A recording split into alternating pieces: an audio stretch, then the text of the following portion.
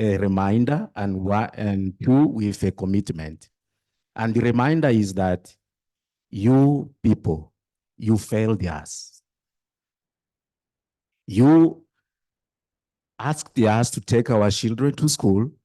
We gave our children to you for many years, expecting that they are learning, and they are not learning.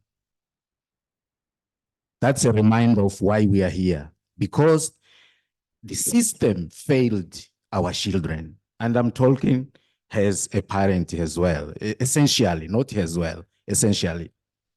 And I will ask you, if you go to a store and buy a TV that is malfunctioning, even after being tested at shop, you take it home and it's not working. What do you do with the TV? You take it back to shop. Yeah. Or if you find a carpenter and you ask him to make good chairs for you, and the chairs are checking all the time, what do? You take it back, and you have a chance to get your money back if they don't fix. Can we send our children back to you? Teachers, directors, government, system. Because they have been there for 7 years and they can't read. Can we take our children back to you? Of course we can't. And because we can't, you see that we are the one that is paying the hardest burden of them not learning. The children themselves, the parents, and at the end, the society. This is something that we need to fix. And we need to fix, and there comes our second part, our commitment. We are here to help. Although you have failed us, we are not blaming and playing the blame game. We are here to help to fix this problem, because this problem affects our children at most and us as parents at most. The kind of citizen-led assessment we conduct to see if our children can read and do basic maths is a way of bringing evidence of the outcomes of the work of the education system. Because we cannot wait 7 years to see the products. We will not have time to fix. We need to fix it early. So our ask is, we are here to help also to assess our children early, to measure early their learning so that we can find the best ways to solve the problem. We are also here to ask and commit that we are here to help to measure all children, because the right of reading and numeracy is for all children, even for those who are not attending school, even for those who are in emergency situation.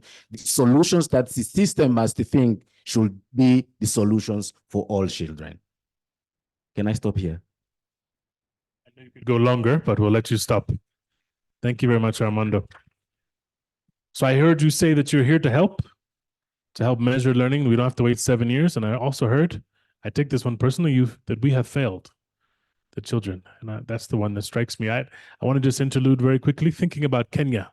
I always wonder why Kenya has some of the best results in the region. And can I make one small possibility? After the results came out in December, the most recent exam results, there was story after story in the newspaper of schools who would bar their head teacher from the school because they're unhappy with the results of those exams. Sometimes these things become violent. I'm not encouraging violence, but I do think that level of expectation that our children deserve outcomes, and if they don't get them, what do we do? Going to that same issue of failing us. I think there's something to that for Kenya having a high standard. Esme, you've been hearing all these comments about research, and you're going to defend your area of research right now. So what do you think is the role of localized research to build and inform foundational learning solutions for the African continent? And what do you think are the biggest gaps and opportunities in the landscape of African researchers? To you. Thank you very much, Ben. As a researcher, I think the role of researchers in sub-Saharan Africa is actually to produce the locally contextualized evidence to inform policy and practice. But the question is, have researchers in sub-Saharan Africa been doing this? A recent study mapping that was done by Real Center at Cambridge at University of Cambridge and ESA, Education Sub-Saharan Africa, actually revealed that for early childhood education and foundational learning, there's very little research that is coming from Africans. Most of the research is being done by people from the North and institutions from the North. And the little research that where Africans participated were actually collaborative research in a minor role. So really, there is that gap that we researchers, we have felt. And in particular, then you just talked about the results in Kenya. Those are results at the end of primary school. We have, as researchers, we have done very little research in early, in the foundational years. And probably that is why African countries have found themselves with these poor results in foundational years, because there's been very little research focused in those early grades. As it's only recently that we started having these EGRA and EGMA assessments that actually revealed the extent of the problem.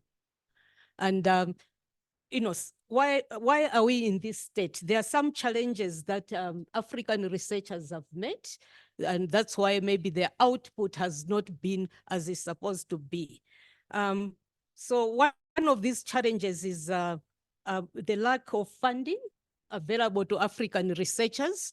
Most of the international research grants are very competitive, and there's been lack of capacity among African researchers actually to write competitive research grants that can win at competing with organizations and researchers from the North. And also the issue of that in amongst particularly educational researchers in Africa, there's been lack of capacity, particularly in research methods, such that most of the research that has been conducted, it doesn't have an impact on policy, and because most of it is small scale, and there's been lack of a recent analysis by Center for Global Development in the use of randomized controlled trials, which is a research method that actually does provide evidence to policymakers on what works and what does not work. It was found that there's very little use of RCT models in education, and in particular by also African researchers. And also things like impact evaluations within the education sector. Until recently, there were almost nothing. In other sectors, would hear about impact evaluation in the health sector, in agriculture, but in education, it's only until very in the past decade, maybe we are seeing impact evaluations being done on programs that are being run by governments. Previously, we are just running, pilot programs, then scaling up to national level without having the evidence of what works and what does not work. And in addition to that, other research methods that have proven, that they are robust in providing evidence of what works are longitudinal studies. There are very, very little longitudinal studies happen in Africa. Apart from that, there's also a lack of research infrastructure. And working at a university, we know what that means. We don't have support for administration of research grants. And without that support, then you don't, including support for writing research proposals, that makes us not to be competitive and being able to win research grants. But I'm happy to say, John is sitting next to me, that recently, I think in the past 2 years, isn't it? At the global level, there's been an effort to open up research grants that researchers on the continent can apply to. And they are the Knowledge Exchange Program, which is funded by IDRC in partnership with Global Partnership in Education. There have been grants in different areas and focusing on foundational learning. And John and and myself and other colleagues, we have actually won a grant, and that grant we are going to tackle one area John has talked about, building capacity of data users and data use. And we are going to work, we are working in 3 countries, Cameroon, Kenya, and Malawi, where we are going to actually go down to the subnational level, what John was talking about, that we are going to work at the subnational level to actually utilize data that is there, so that schools, teachers, districts, as well as the ministry can use the data that is available. And this is one area also I find as a challenge for us researchers. Maybe for a long time, we have been trying to do primary research and trying to find grants, secure grants to do primary research. And yet, in our African countries, our ministries of education are generating large amounts of data that is left untouched most of the time. The EMIS data is huge, and there's very little analysis that is done from the data that is generated by the ministry. So it's the role of us researchers to build the capacity, not only of us researchers, but of everybody in the system, governments, civil society, and the community at the local level, Yes. to use this data that is generated by the system to inform decision making in schools and in the education sector. Thank you very much. Thank you very much, Esther. As you can hear, there's the missing talent that the education world is suffering from because we're not having enough African researchers supporting. That's the way I think about it. It's not that we're doing this to help researchers. We're doing it to help the system to better understand why it's happening, because the African researchers are the ones who understand better than the ones from outside. I'm going to give each of you a difficult task. You're going to come up with one sentence. The one sentence is going to say the one thing. There's somebody in this room who makes a decision about research and about data. So what's the one thing, the one sentence, not 2 sentences? Everyone say one. Say one. One sentence. That's the thing you want the sector to do. And I'll let Armando go first because you're good at one sentence.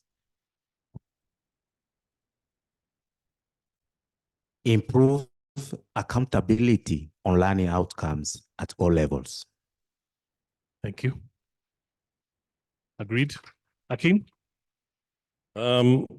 Data-driven decision-making should be multidimensional, multi-level, collaborative, and system-wide. Multi-level. For me, it's unlocking the data that is available, appealing to governments to let researchers use that data. Thank you. Excellent. Use the data. It's about measuring what is also difficult to measure because it's important, and using data as a pivot for accountability in our education systems through trust to the local researchers and organizations. Excellent. So in my closing comments in 30 seconds, I want you to just talk about this word of pivot. We've talked a lot about foundational learning programs. There's many examples in the world, but I think the best ones are ones who pivot, who make shifts and make decisions based on what is not working. It is inevitable that some program that your country is supporting, implementing, working on is having a challenge. It's whether or not you get the data that Hakeem is talking about, that Esme is referencing, that Armando is working on, and if we actually have the data to help us pivot and do things differently so learning outcomes can improve. That's the link between data, assessment, and learning. Thanks so much to the panel. We appreciate your insights. Thank you, everyone.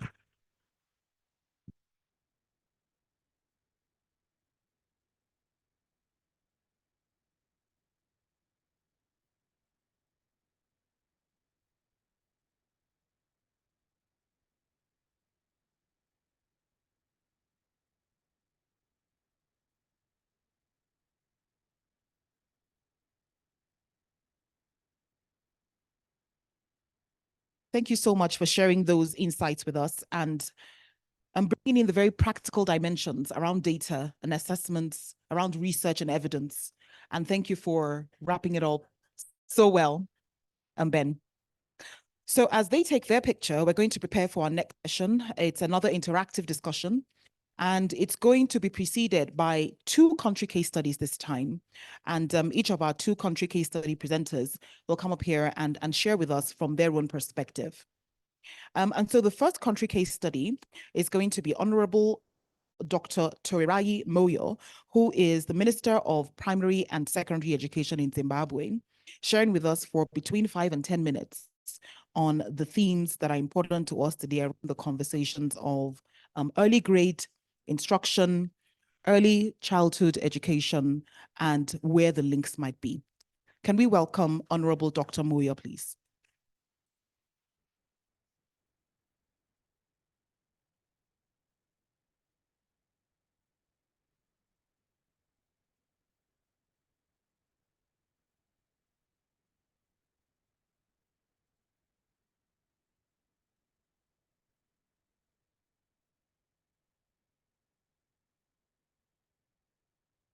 Good afternoon, colleagues, and all protocol observed. I'm going to talk about transforming education by building a strong foundation, entrenching early childhood education in mainstream primary schools in Zimbabwe. I'll start with the background. Early childhood education is key in the developmental milestones of children from conception to transition into the primary school sector. The first 4 years of a child's life are crucial in the development of intelligence, personality, and social behavior. Parents and caregivers consciously promote a child's development and education from birth to 6 years. In education in Zimbabwe, early childhood education starts in the primary school with early childhood education and early childhood education B, that's ECDA and ECDB classes, under the purview of the Ministry of Primary and Secondary Education. The basic education level is made up of the infant school module, the junior sector, and the secondary sector.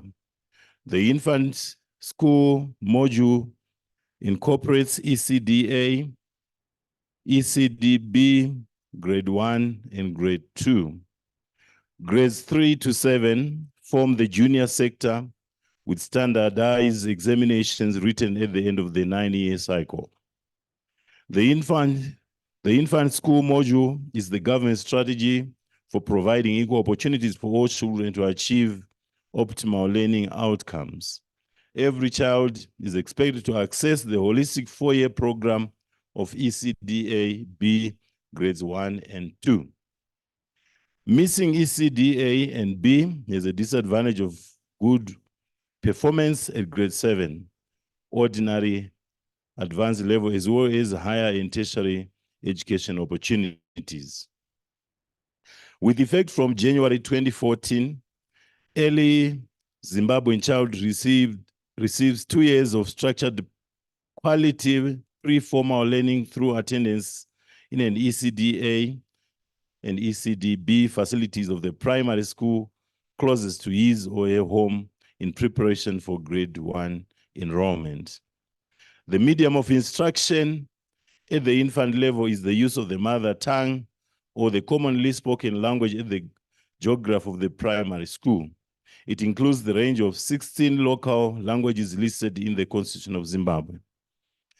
The pupils are covered by the safety net of the Basic Education Assistance Module, BEAM, the granting aid of tuition for their stationary requirements, and the homegrown school feeding program to facilitate retention, achievement, and completion of the next phases of education. I must say the school feeding program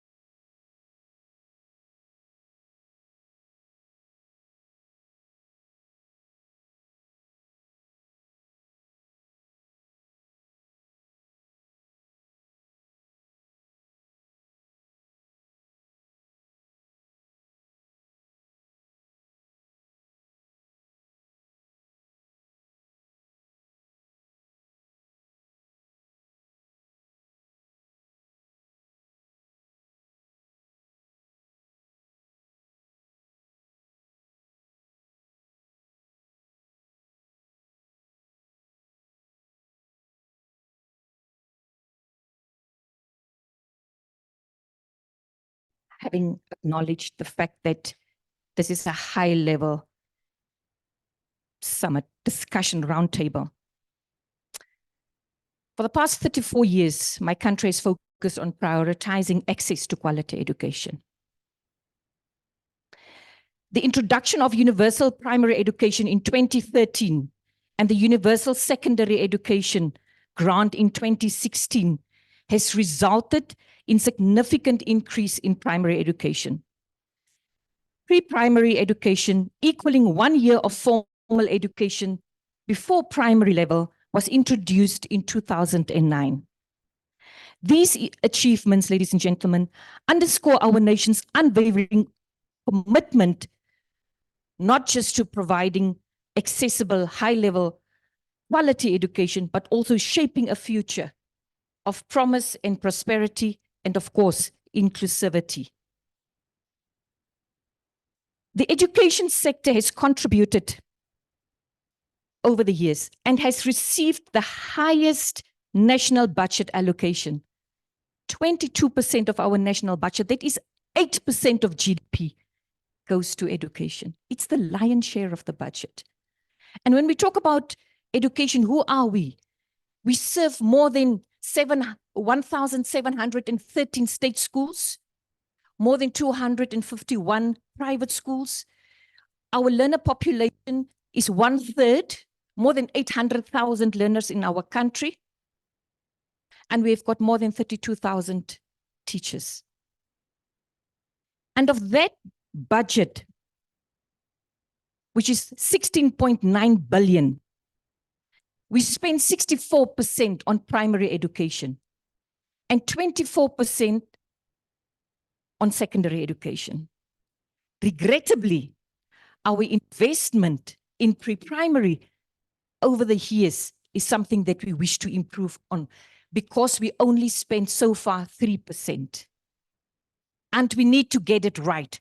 We made a commitment to His Excellency that we will invest on the right level, because the investment at this stage is not what it should be.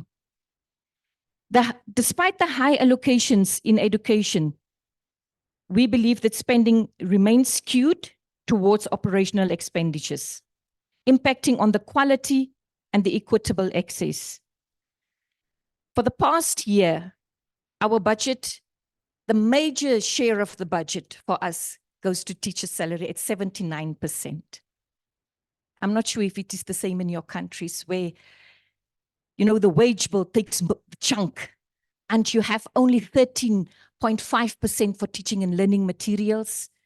You have 5% in our budget for infrastructure development, including that of pre-primary, because they've got separate classrooms with inbuilt ablution facilities. So that has been skewed for us. And we find that with this limited investment in pre-primary education, only 55.1% of pre-primary age children receive a year of pre-primary education in state schools. It's something that our country is working on. And we know that because of this, nearly 4 in 10 children entering grade 10 are without adequate school readiness. And it's a pity. Because if you want to improve the learning outcomes, you know, at the highest level of secondary education, we need to get it right on foundational level. With the impact of COVID-19 pandemic, we equally experienced high teacher mortality rates. We need to talk about these issues. We need to talk about issues of mental health affecting our teachers. In 2021, we had 400 teachers, according to our EMIS statistics, that passed on. And in 2022, they were 218. We committed as a country to at least appoint on an annual basis 663 teachers. We now stand at 723 continuously. In the next few days, we will know exactly how many more teachers we need to get the learner-teacher ratio right in our country, and more will be appointed. Now, recognizing our challenges, what is it that we need to do? We need to go back to do the basics. Doesn't cost us money, ladies and gentlemen. Being here costs us money. But if we all in our countries reflect and internalize our challenges deeply, we will see that we need to get back to the drawing board. Prior to the Transforming Education Summit at the UN headquarters in September 22, our country conducted extensive regional and national consultations, leading to a national conference where we had more than 20,000 stakeholders, both present and online. In June 2023, Cabinet approved our school grant policy, which aims to reduce inequities through an efficient and equitable funding mechanism that will allow schools and their learners from different socioeconomic backgrounds to access adequate resources required to participate in education, irrespective of their past, material, or socioeconomic disparities. What we've done in our country, for every dollar that we give the mainstream school, we give 5 times the amount for children with special needs and children with disabilities. 5 times the amount. Our aim is 8 times the amount, and we need to get it right in the next 2 years. Securing funding for all children in the pre-primary age group is a priority and very high on our national agenda. Our key priorities, I'm quite aware of the time. First and foremost, as a country, Namibia, we are working on readjusting the funding formula according to our education grant to strategically prioritize pre-primary education and progressively achieve the 10% spending for pre-primary. We wish to strengthen the link between early childhood development and pre-primary education. And we are in the process of developing a robust national strategy for foundational learning. We are making our curriculum much more relevant. As we speak across our country, we've now trained hundreds, if not thousands of grade 2. Yeah, thousands of grade 2 teachers on Jolly Phonics and teaching at the right level.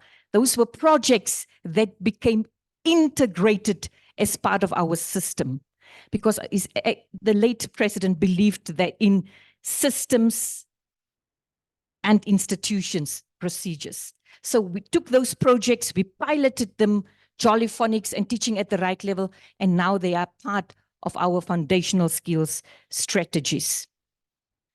Ladies and gentlemen, I can continue to go on. However, I wish to end by saying that we have relied with great success on the domestic public resources in our country. It was a cabinet instruction that we need to find the money to implement a 7-year implementation plan with one of the key areas of focus, foundational learning.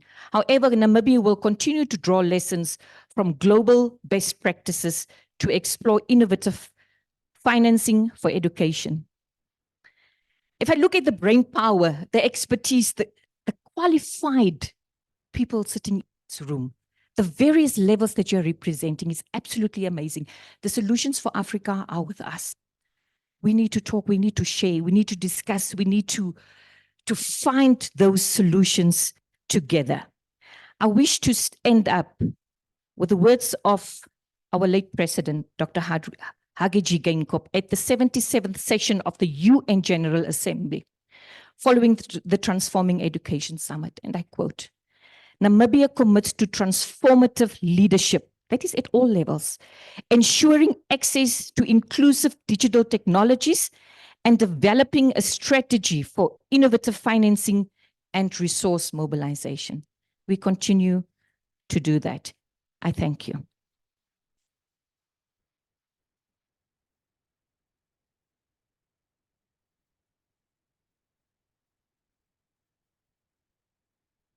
Well, thank you very much for sharing with us the Namibian story. A round of applause, another round of applause for Ms. Tinkamp. We acknowledge the passing of President Hage Geingob and the commitment that he demonstrated to education. So thank you very much for sharing that with us as well.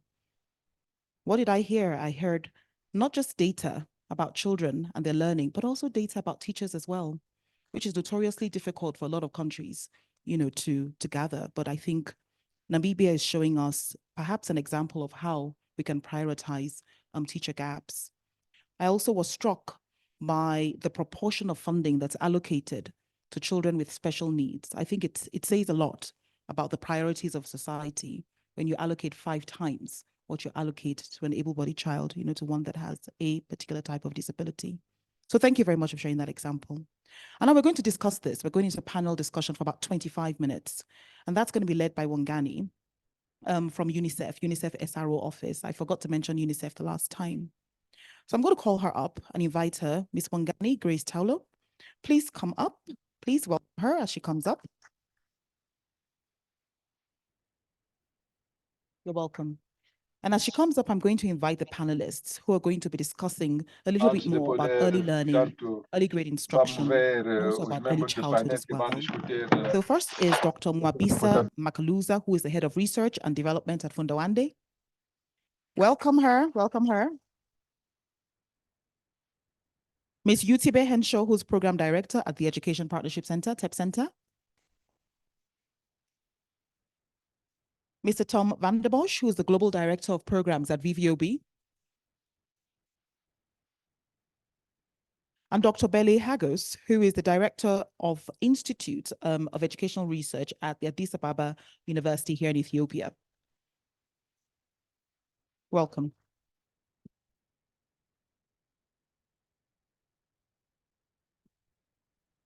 Good afternoon, everybody. So the session that we're going to go to now asks us this question that is, I think, fundamental to the discussions that we're having about foundational learning. And the question is, at what point of a child's life does learning begin?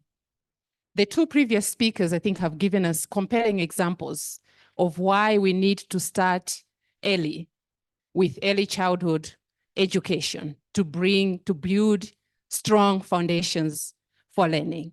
So this particular esteemed panel is going to talk to us about how do we achieve that, but most important as well, how do we achieve the transition from that early childhood education to early grade learning, particularly by looking at some of the practices, teaching practices we've heard this morning around structured pedagogy, teaching at the right levels.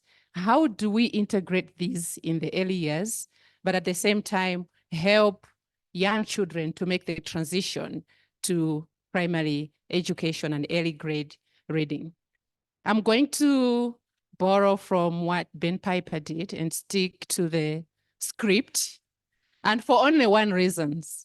And this takes me back to when I was in first year in university, and our professor, he was Nigerian, by the way, came into the classroom, first class of university, you're just coming from high school, and he wrote on the blackboard, "Poverty is the state of mind," and gave us the number of ways to write an essay and reference books, and told us to come back in 2 weeks' time after we have submitted our essays to hear the results of that particular essay. I failed miserably because I had not made the transition from high school to university. So I went to him and I asked him, why did I fail? I'm not used to failing. And he looked at me and he said, Wangani, I asked you about Jesus Christ of Nazareth. Your answer was about Paul the Apostle.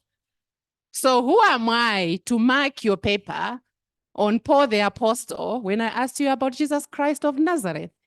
So I was also strict to what was given to me and not answer about Paul the Apostle, but rather the questions that I was given. Starting, of course, with Utibe Henshaw. How can we define and distinguish structured pedagogy in the context of early childhood education and early grade education? Thank you very much. I think I'll start by pushing back a little bit to say, why do we need to define structured pedagogy in the context of early childhood and education? And I think a lot of the speakers before us have talked about this. And to borrow from the resident pastor, Ben Piper again, the ministerial communique reflected what he called official commitment to early childhood education. But I think now we need to break that down a bit more and define it with a felt commitment. What do we mean when we say we want to define and distinguish structured pedagogy in the context of early childhood education? You know, structured pedagogy is a response to systemic failure. And I think at early childhood level, it's, is it that the system hasn't quite been defined yet, particularly speaking for my country. So something funny happened to me really recently. My best friend is a clinical physiotherapist, but she loves children. So she wanted to start a business around children, open a crèche. So she came to her education consultant friend to ask, you know, what's the guidance for starting an early childhood care facility in Nigeria, and crickets for like a minute, because I can go online, I can research, I can find materials upon materials from Ofsted in the UK, but not so much in Nigeria. In Nigeria, we have a policy that says we have 1 year of compulsory pre-primary education. What that looks like, nobody really has consensus on.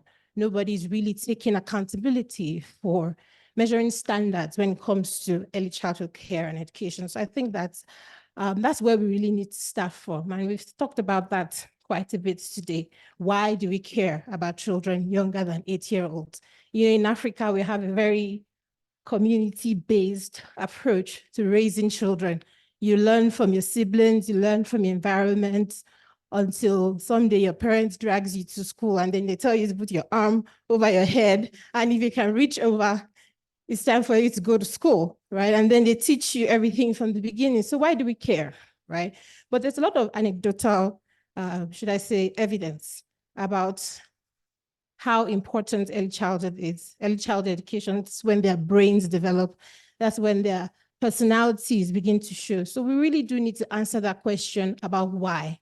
Why are we educating children? Who do we want them to become? Do we want them to become industrialists, farmers, or engineers, or entrepreneurs? And what skills and competencies do these things require at that early stage? So in a lot of early childhood systems, I think in Korea, Japan, to borrow some of the examples used early, it's really unstructured, not structured. However, having said that, we know that there's like early childhood is the foundation for foundational learning. So there's a lot of scaffolding that can be done. However, again, we define the why. What is it that we're solving for when we begin to invest in early childhood care and development? And I'm really glad that it's this meeting that we're having this discussion, that we also launched the guidance notes, I think the source book, because then if governments have a clear sense of what they want to do with foundational learning, how important of a factor is early childhood education to the foundational learning, then all the actors in the system, including researchers or implementers like ourselves, we can draw from that. If we need to do more research about linking ECCDE to foundational learning, we begin to do that and know exactly what we're solving for. Thank you very much. I think two issues came out really critical for me there. That the fact that ECE is the foundation of foundational learning, and that it's about scaffolding and building blocks to learning, and also the importance of research in linking early childhood education to foundational learning. Coming to Mwabisa, I hope I pronounced that correctly. How can we balance the learning that happens at that particular level, as well as assessment that allows teachers to exercise their practices in the classroom? So thank you very much for that question. And, what I'd like to start off with is just the common understanding that I think we all have, that the skill and art of teaching are really fundamental and crucial to basically learning for children, to getting educational outcomes. And so what structured pedagogy does is give us the necessary scaffolding, as Utiwe had already said, that gives us the improvements that we need for improved learner outcomes. But as a program ourselves that develops materials for structured pedagogy, the thing that we end up doing is developing materials, very culturally relevant and, very, contextually relevant materials, but they are set at a grade level. Now, we know that this is a constraint that we have. Developers have to develop somewhere, but our classes are not necessarily at grade level, right? And so this is where the teacher agency comes in, right? This is where the teacher can get to modify a couple of things in order to reach the learners who are not yet making grade level proficiency, the ones who are and the ones who are moving above that. And so what you have now is a situation where the teacher is now faced with a spectrum, right? Where they could follow the program religiously to the scripts, cross every T and dot every I. And then there's also the other side of the spectrum, which is completely unguided. My thing here and our thinking at Fundawande is The real balance that is struck with agency and the structured pedagogy is the one that puts the learner first, that puts the learner at the center of what needs to be done. And so these modifications that a teacher needs to make, they need to be trained on it. Novice teachers do not have the necessary skills for this. And so they will rely more on the scripted lesson plans, right? But teachers with more experiences, they might like new strategies.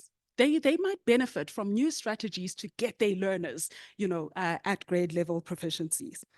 And so this is where the magic of training and ongoing support of structured pedagogy really kicks in. But now, as many, many speakers have said today, we need to think from the programs into the systems. And as implementers, we had initially started at, the program, and we're really starting to learn the system. Learning how the system works is so humbling. And it really gets us to what ministers have already, and the constraints that ministers have faced quite a lot. And so with that humility, we kind of, we revise a lot of things, and we learn and we burn our fingers quite a bit. And so what we end up with is, if we were to do things at scale, if we were to do things at system level, what do we do? Because now we've got limited time and got thousands of teachers that we need to help. Permi would always say, Permi Isaac from Fundawande would always say, stick to the basics. And by this, I mean, at grade 1 level, a learner, every single learner should be able to connect the symbol to the sound and know the small words, right? For mathematics, every learner should be able to commit the symbol to the quantity and know what a number is, right? And it's those, so going back to the provocation of what, how, and why. That is the what. The how is the I do, we do, and you do. And I, as the teacher, first modeling the practice. We, as the learner and the teacher, working together, and you is letting the learner actually interrogate the work properly. Why do we do this? Because it is a matter of social justice. There is nothing that is quite as heartbreaking as going into a class and you see a learner not being able to make a simple addition sound. Thank you. Thank you very much, Nwabisa. I think you have really hit the nail on the head there, particularly on the importance of teachers in translating grade level content to the level of learning of the learner, the learners themselves. And that takes us to the question to Dr. Bailey Hagos in terms of how do we ensure collaboration in this particular case between early childhood educators and early grade educators? How do we make that transition between those educators? Thank you very much, moderator. I think we need to talk about preschool children in many African countries. In my country, in Ethiopia, how many are they? So if we are talking about preschool children who intend to join grade 1, then it's a slightly higher than 1/3 of the total population who are going to primary school. So the majority of them, they join grade 1 without getting the preschool education that we are expecting. Now, if I'm going to comment on the transition, I'm going to comment on the 1/3. So which is a very small proportion, I would say. And then we have to address those grade 1 children who never went to preschool. How are they going to be treated? How are they going to be received in the P1 or primary 1, grade 1 context? That is one major challenge. And my suggestion is there should be a very crash and immediate, something like short term, something like 2 months preparatory catch up kind of classes for, so that they will know the alphabets, they will know the numbers, and then they can catch up with those who had the opportunity in the pre-primary. The second point I would like to make on collaborations is, during the transition is, pre-primary school teachers and primary school teachers, their training is different. And even the curriculum, there is a problem of vertical alignment. So vertical alignment of the curriculum and alignment of the teaching methodologies given by the training institutes and colleges for pre-primary and for primary school teachers should be aligned, well aligned.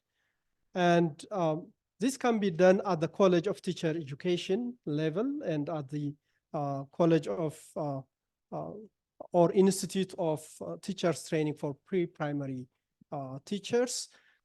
But it can also be done at the school level, because teachers at the pre-primary school can share their experiences or can also intervene for those who have never been in pre-primary school, and then they can support the primary school teachers in the regular classroom. So that kind of transition is very important, I would say. The other important transition is on the methodology part. The teaching methodology in pre-primary education, in most cases, we expect it to be play-based approach where children enjoy, yes, highly interactive environment, yes.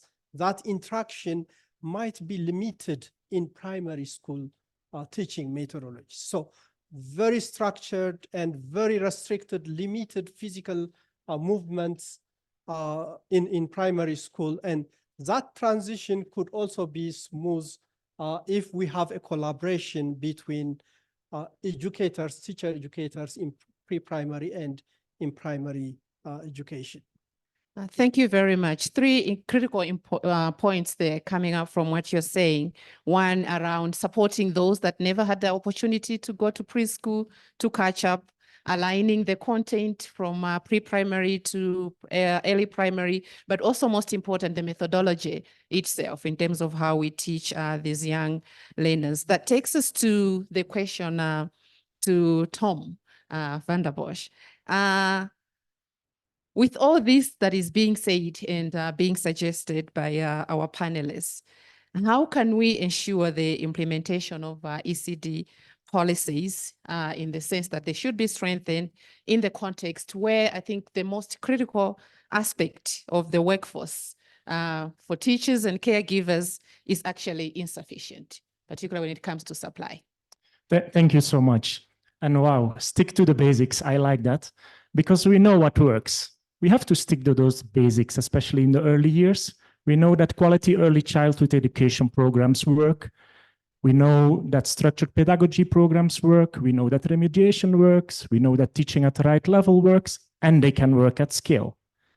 So why are we not implementing those ones at scale?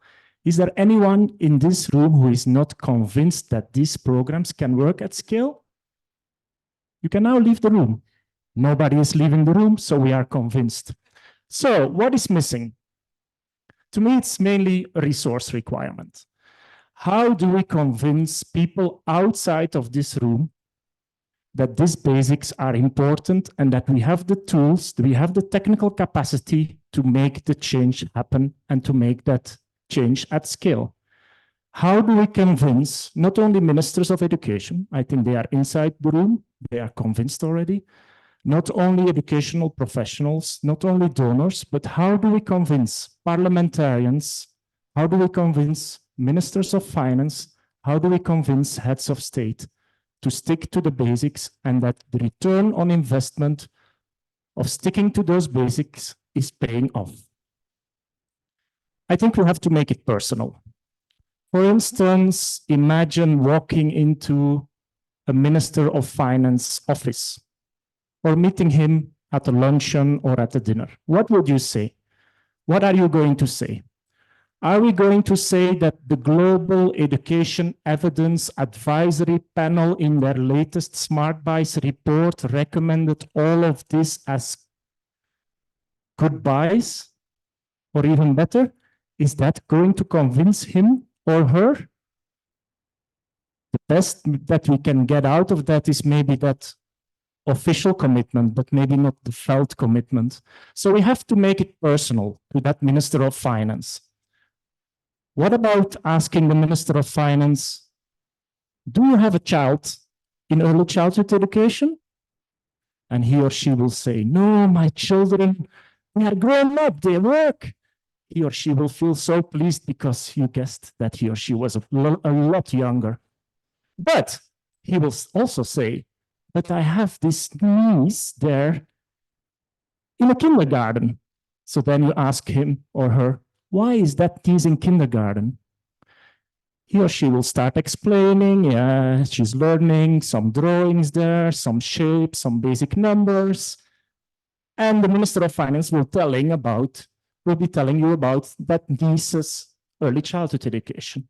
And then you have him hooked. Then you ask him, so what kind of school is that? Often it will be an academy, a private school. For the Minister of Finance, imagine. So that Minister of Finance is maybe paying $1,000, $1,500, $2,000 a year for that private academy. So he or she knows that early childhood education works, but is still sending his own niece to the private academy. We know that returns to early childhood education are big. $1 invested in that returns between $4 to even $16. So take that, not that global education, I don't even remember that complicated acronym of that panel, but take indeed that local researcher with you when you go to visit that Minister of Finance. Go with the local data, go with the local evidence, and you'll be able and will be able to go out of this room and convince these people as well.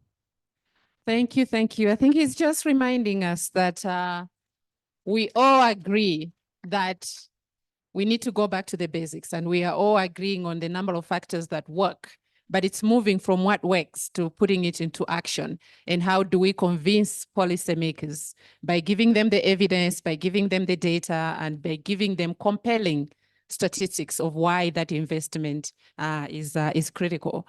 I would have loved to ask them to say one last question, as Ben Piper did, but I want to open it up to the audience to ask one question at least, and then I'll ask our panelists to respond to that question, and we close it from there. Is there anyone who has been sitting since morning and would like to ask a question to these panelists? I'm looking around. Okay, there's a question there. That corner over there.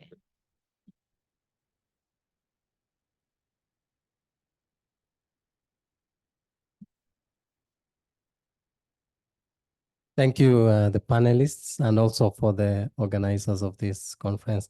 My name is Titus Siango from Teaching at the Right Level Africa.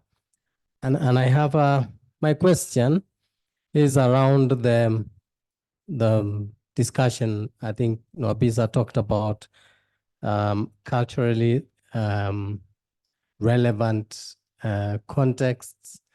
And I saw the communicate to the ministers, and it has great things. The one thing that I'd like probably to hear from you is what you see as a challenge for local languages, because there's nothing as more culturally contextually cultural as teaching local languages. But a lot of countries seem to be moving out of local languages to English and second languages like French And yet we know that the evidence is very clear that does help children to learn to read quickly if they learn in the language that they understand. Are there things we can do to persuade ministers of education differently? There was another question there, and that will be the last one. And I'll ask two panelists to respond to one question and two panelists to the other question. Yep, thank you.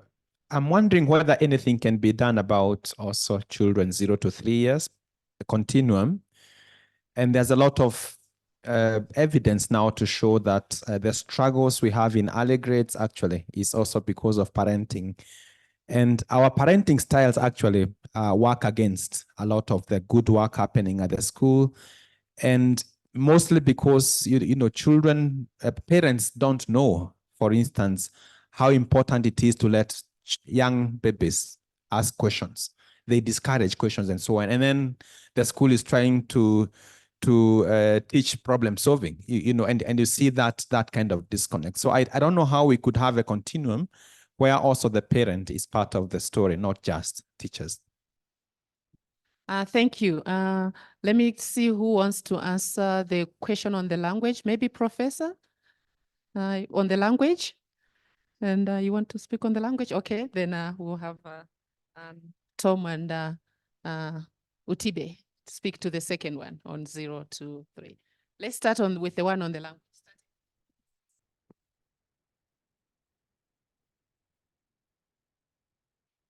So the challenge with the local language, for instance, in Ethiopia, we have more than 50 local languages for education as medium of instruction.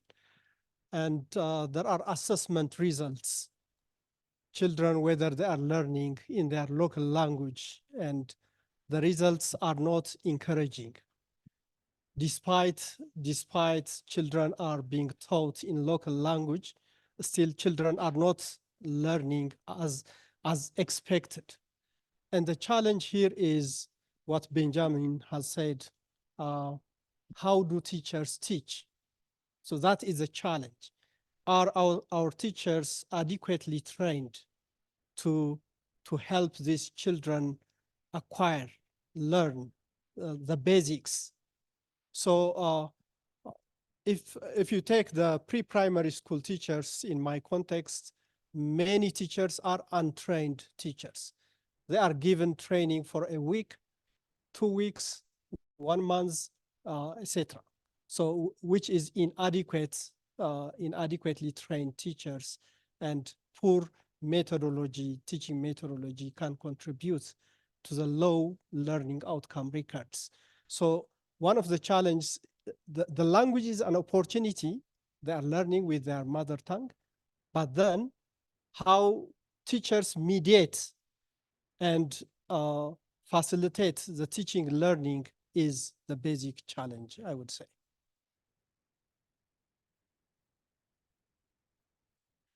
I'm going to answer from our context in South Africa, where we only have 12 official languages, including sign language. And it was with that humility of the fewer languages, which I submit that there has been also, well, our Department of Basic Education has chosen that from grades 1 to 3 is in the learner's home language. And we've actually even have a study from the Department of Basic Education's research unit by Nombumelelo Mohotlwana, who through their RCTs tested what happens when you go from a person's home language into an additional language versus what happens in an additional, when you start off from an additional language to the home language. And they found that there's actually a lot of improvement if you start off with the home language, and it even has spillover and benefits to the second additional language. And then this is not carried through the other way around. But again, I do submit it with the humility of we have 11 official languages to deal with there. Thank you. 1 minute per. Yes, on the 0 to 3. Yes, of course. Very, very important. I think the more research becomes available, also the more the importance of the 0 to 3 is being shown. But it is a continuum, of course. 0 to 3 cannot be separated from 3 to 6, and from 3 to 6 cannot be separated from 6 to 12, for instance. What is the challenge often is that this is within different ministries. So especially when you look at the national level, you will find like a Ministry of Health, Ministry of Social Affairs, Education, Planning, social development, even feeding is sometimes in a different ministry. And at the national level, people sometimes struggle to see this continuum and to work together. When you go down to the community level, at a very local level, we see that in decentralized systems where you empower these communities, empower the parents indeed, that continuum is a natural flow, and it works better in these decentralized systems.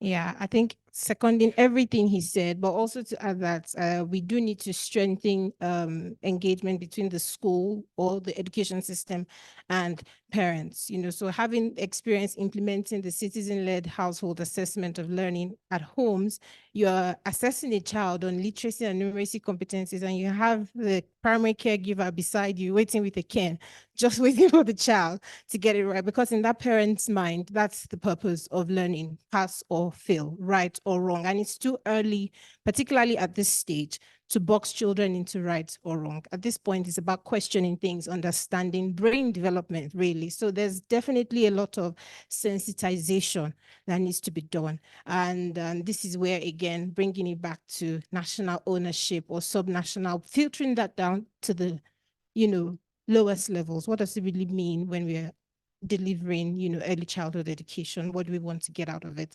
So that even parents, schools, teachers, and the children themselves, I think it was Mo who said earlier that the children are similar actors, in the education system. Everybody has a shared understanding of the purpose of early childhood.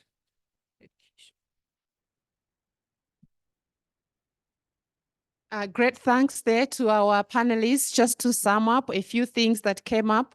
One, around really defining what happens before schooling, but also letting the organic way of learning also support in that particular stage of life. The teacher role in ensuring transition from ECE to early grade reading.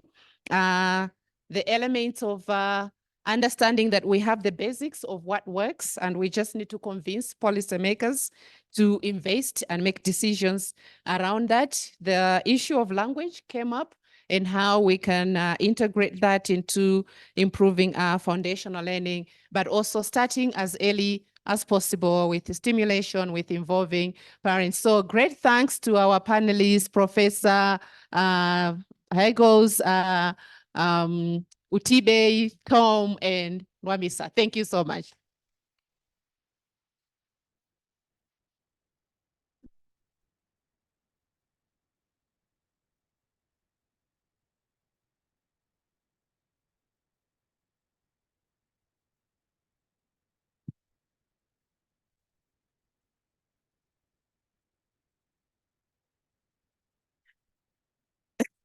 Absolutely more colorful. I think this was such a fascinating panel, and pardon me for being a bit selfish about what I say next, because I have one child who is in kindergarten preparing for grade school, and another one who just, got into grade 2. So everything they're saying is exactly my reality, whether in terms of thinking about readiness or the preparation of the school, for them. So thank you so much. A round of applause for a wonderful panel discussion. Thank you, Wangani. Really appreciate this. There's something that I've tried and tested several times. I think I can almost theorize about it now. But the only people that I have found, it might be different for you, but the only people that I have found who do not believe that investing in early childhood education is important are people that didn't receive it. I'm going to say it again. The only people that I have found that don't believe that early childhood is important are people that didn't receive it. I think there's something really powerful about data in bridging that gap, in helping people understand why early childhood is important. And as we cross over, to our next panel discussion, I'd like us to take a bit of a break. Somebody used the term stimulation, on the platform. And I think that's exactly what we need to do, because we're going to go on a health break. The only challenge is we're not actually going anywhere. We're going to have the health break right here. I'm going to crave your indulgence. This is the best time to do this. We just finished a panel on early childhood, right? And you can imagine what a kindergarten class looks like. I mean, come on.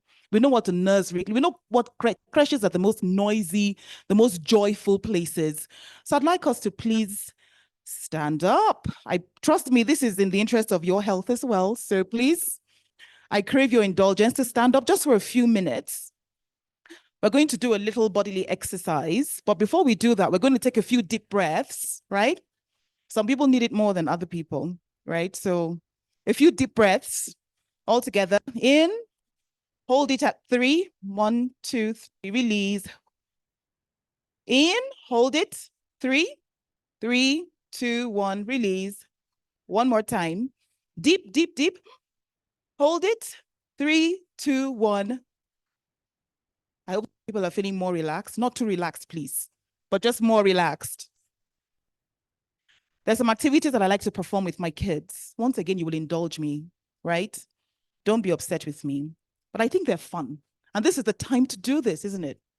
So we're going to perform some actions. You're going to pretend to be certain things and to do certain things. Trust me, you will enjoy this. So the first thing I'm going to ask you to do is to space a little bit, because you might need to give the person beside you some space, some room, so nobody accidentally hits anyone or anything like that happens. So if you can, just sort of inch a little bit away, from the person whom you're close to. Just give them like arm's room, right? Just in case, so we don't have any lawsuits or anything. All right? Okay. So the first thing I'm going to ask you to do while activating your imagination, and shout out to my visit to the Giraffe Center in Nairobi just 2 weeks ago. I'm going to ask you to stretch like a giraffe. However you want to interpret that is up to you. Stretch like a giraffe. I don't know how giraffes stretch, but it's up to you to interpret it. Right? Very good. Beautiful. Beautiful. Now I'm going to ask you to push an imaginary donkey up a steep hill. Steep, steep hill. Push it up, up, up, up, up, up. Very good. Then I'm going to ask you to wriggle like a wiggly worm, right? My kids like this one, a wriggly worm. How many of you know what a seal looks like? You know the seals that balance the balls on their noses in the parks. So you need to balance a ball on your nose like a seal. It mustn't fall off, please. Don't let it fall. Very good. Now I'm going to need you to climb a rope. You're climbing up a tree, but it's a rope that you're climbing up to get to the top of the tree. Oh, don't fall, don't fall, don't fall, don't fall. Very good. Now in the spirit of AFCON, I'm going to ask you to kick a ball into the goalpost. Unlike what we did yesterday as Nigeria. Right? Thank you very much for doing that. And then I'm going to ask you to stretch like you just got out of bed. Just stretch. Does that feel good? I think you all deserve a round of applause. An A for effort. Please take your seats. Thank you so much. The next panel is an interesting one. Last week, I had the distinct pleasure of last week of spending some time in Silicon Valley, talking to people who are, sort of leading the charge when it comes to technology and education, but also spending some time helping them to reflect on what technology might mean, particularly artificial intelligence, for education, and where the opportunities, might lie. So I'm excited about this panel. And this panel focuses very much on that, the whole idea of education technology within the context of foundational learning. And to moderate this panel is Mr. Santos Akilele. A round of applause for him. He is a representative of Human Capital Africa, a senior program assistant. And I'm going to invite to the podium to join him in this conversation, which, by the way, is really about leveraging ed tech, for early learning and for foundational learning. I'm going to invite Nisi Madu, who is managing partner at Co-Creation Hub. And Co-Creation Hub is really leading the charge when it comes to education technology on the continent. A round of applause for Nisi, please. Dr. Rudranayan Sahu is the lead quality and learning at UNICEF SRO. So please let's welcome Dr. Sahu enthusiastically. Thank you. Please help me to specially welcome Mr. Charles Olua, Uganda country lead for Inspiring Teachers. For one reason and one reason only, he supported Nigeria yesterday. He came straight from the airport with his bag to watch the match, please. High five, thank you. And finally, Amos Zaindi, who is National Program Lead for the BeFit program at Imagine Worldwide, Malawi. Welcoming you. Thank you very much. Thank you, Dr. Mo, and good afternoon, everyone.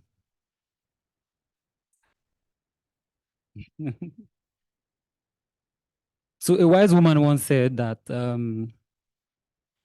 3 things will change Africa's narrative. The woman, or the female gender in Africa, so the women, the girls, the youth in Africa who make up over 70% of our population, and technology. Today, we've all spoken about the fact that to get the Africa we want, we must fix education at the foundations. Since we all agree on that, and we all agree with this wise woman,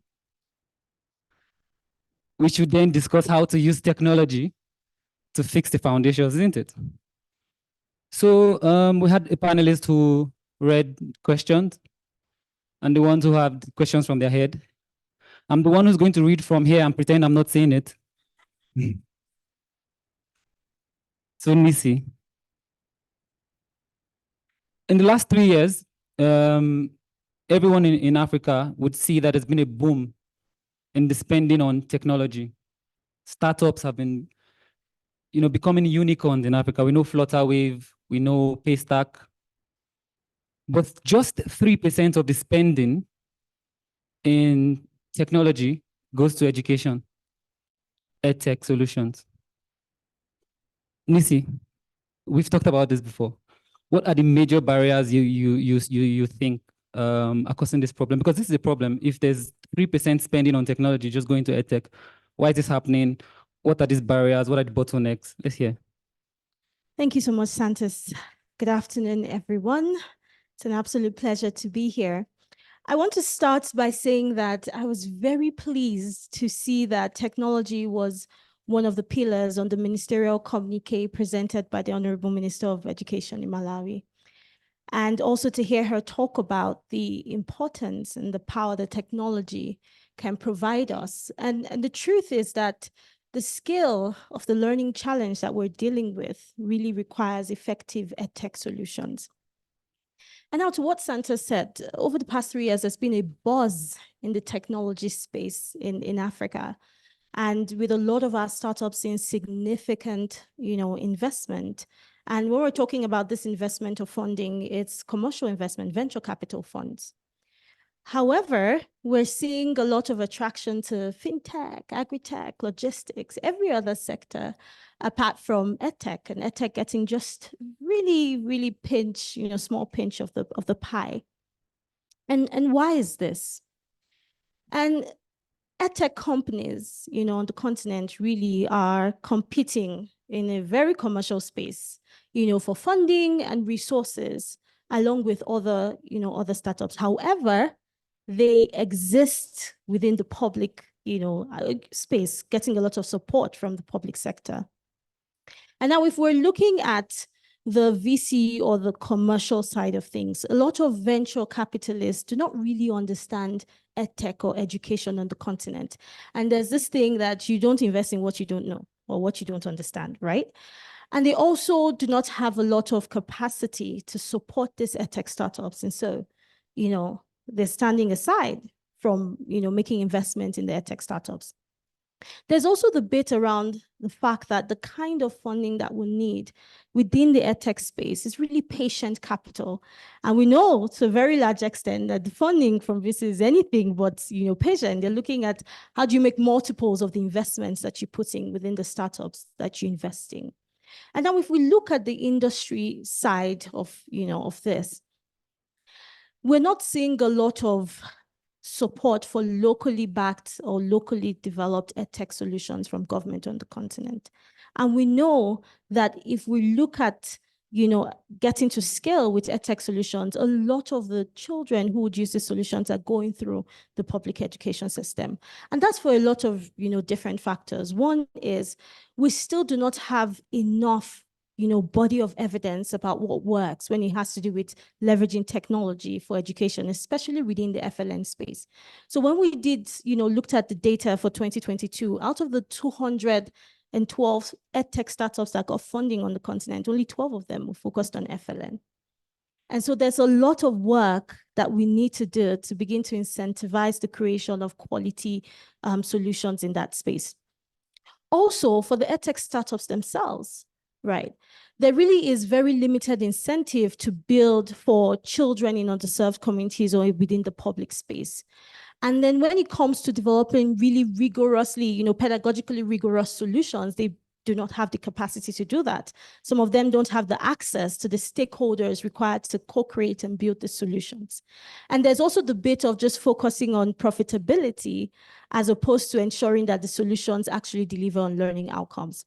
And so in the midst of all of this ties to a lot of the things that we have been talking about today. One is that if we're going to solve our problems, we Africans need to build our own solutions, right? The second one is that there's so many bits and pieces of this that's complex, but the fact that it's complex doesn't mean that we need to put it aside and do only the easy ones. We need to be able to, while edtech is hard, be willing to, make commitments, especially felt commitments, to be able to build out those solutions. And the last bit is that we need to take a systems approach to it. And so ensuring that the edtech companies who are building the solutions are not building alone. They're building with government, with teachers, with stakeholders, with parents, with the students, and ensuring that when we have these solutions, they're rigorously tested and we're able to get the body of evidence of what works. Thanks, Santos. Thank you very much, Nessie. There's not much to add to that, but I picked out two things. You spoke about the underserved communities, and then you spoke about government ownership at the beginning. The BFIT program in Malawi is looking to get tabs in the hands of every child by 2029. We have about 1,000 tabs already distributed. I also saw that live. And I also had a conversation with Amos as well back in Malawi. And he told me something very interesting, the spaceship approach. How, and I want you to tell everybody about that. How do we make programs that would scale with the government hand in hand? More often than not, we find people who build things because they think they know what the government wants, or because they think they know what the teacher needs, or because they know what the child needs. How have you done this successfully, and how do you plan to scale it all the way to 2029?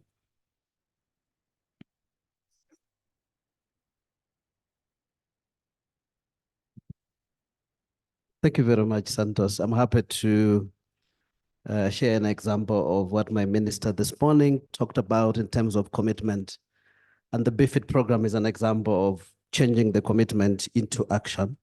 In September 2023, the Malawi government rolled out what we are calling a groundbreaking tablet-based learning program in Malawi. And this is called Building Education Foundations Through Innovation and Technology. The overall objective of this program is to improve literacy and numerous outcomes, as we've been talking about this morning, and through the use of technology. So technology is at the center of the program. As we are speaking now, over 500 primary schools have been set up in terms of having the right equipment and the system, and the teachers are trained to deliver tablet-based learning in order for us to accelerate the attainment of the learning outcomes. Now, in designing the BFIT program, having learned from some of the isolated successes and challenges, in the EdTech space. There have been a number of EdTech interventions that have been implemented, but also we looked at the design of those interventions. We've taken advantage of the emerging technologies like the AI.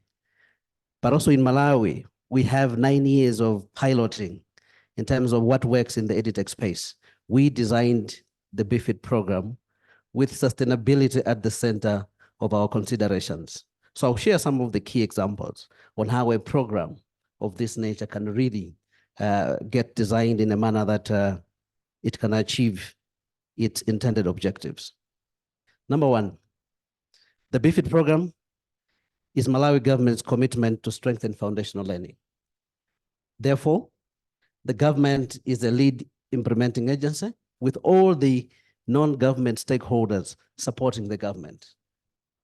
So the non-government entities are not leading the implementation. It is government that is leading.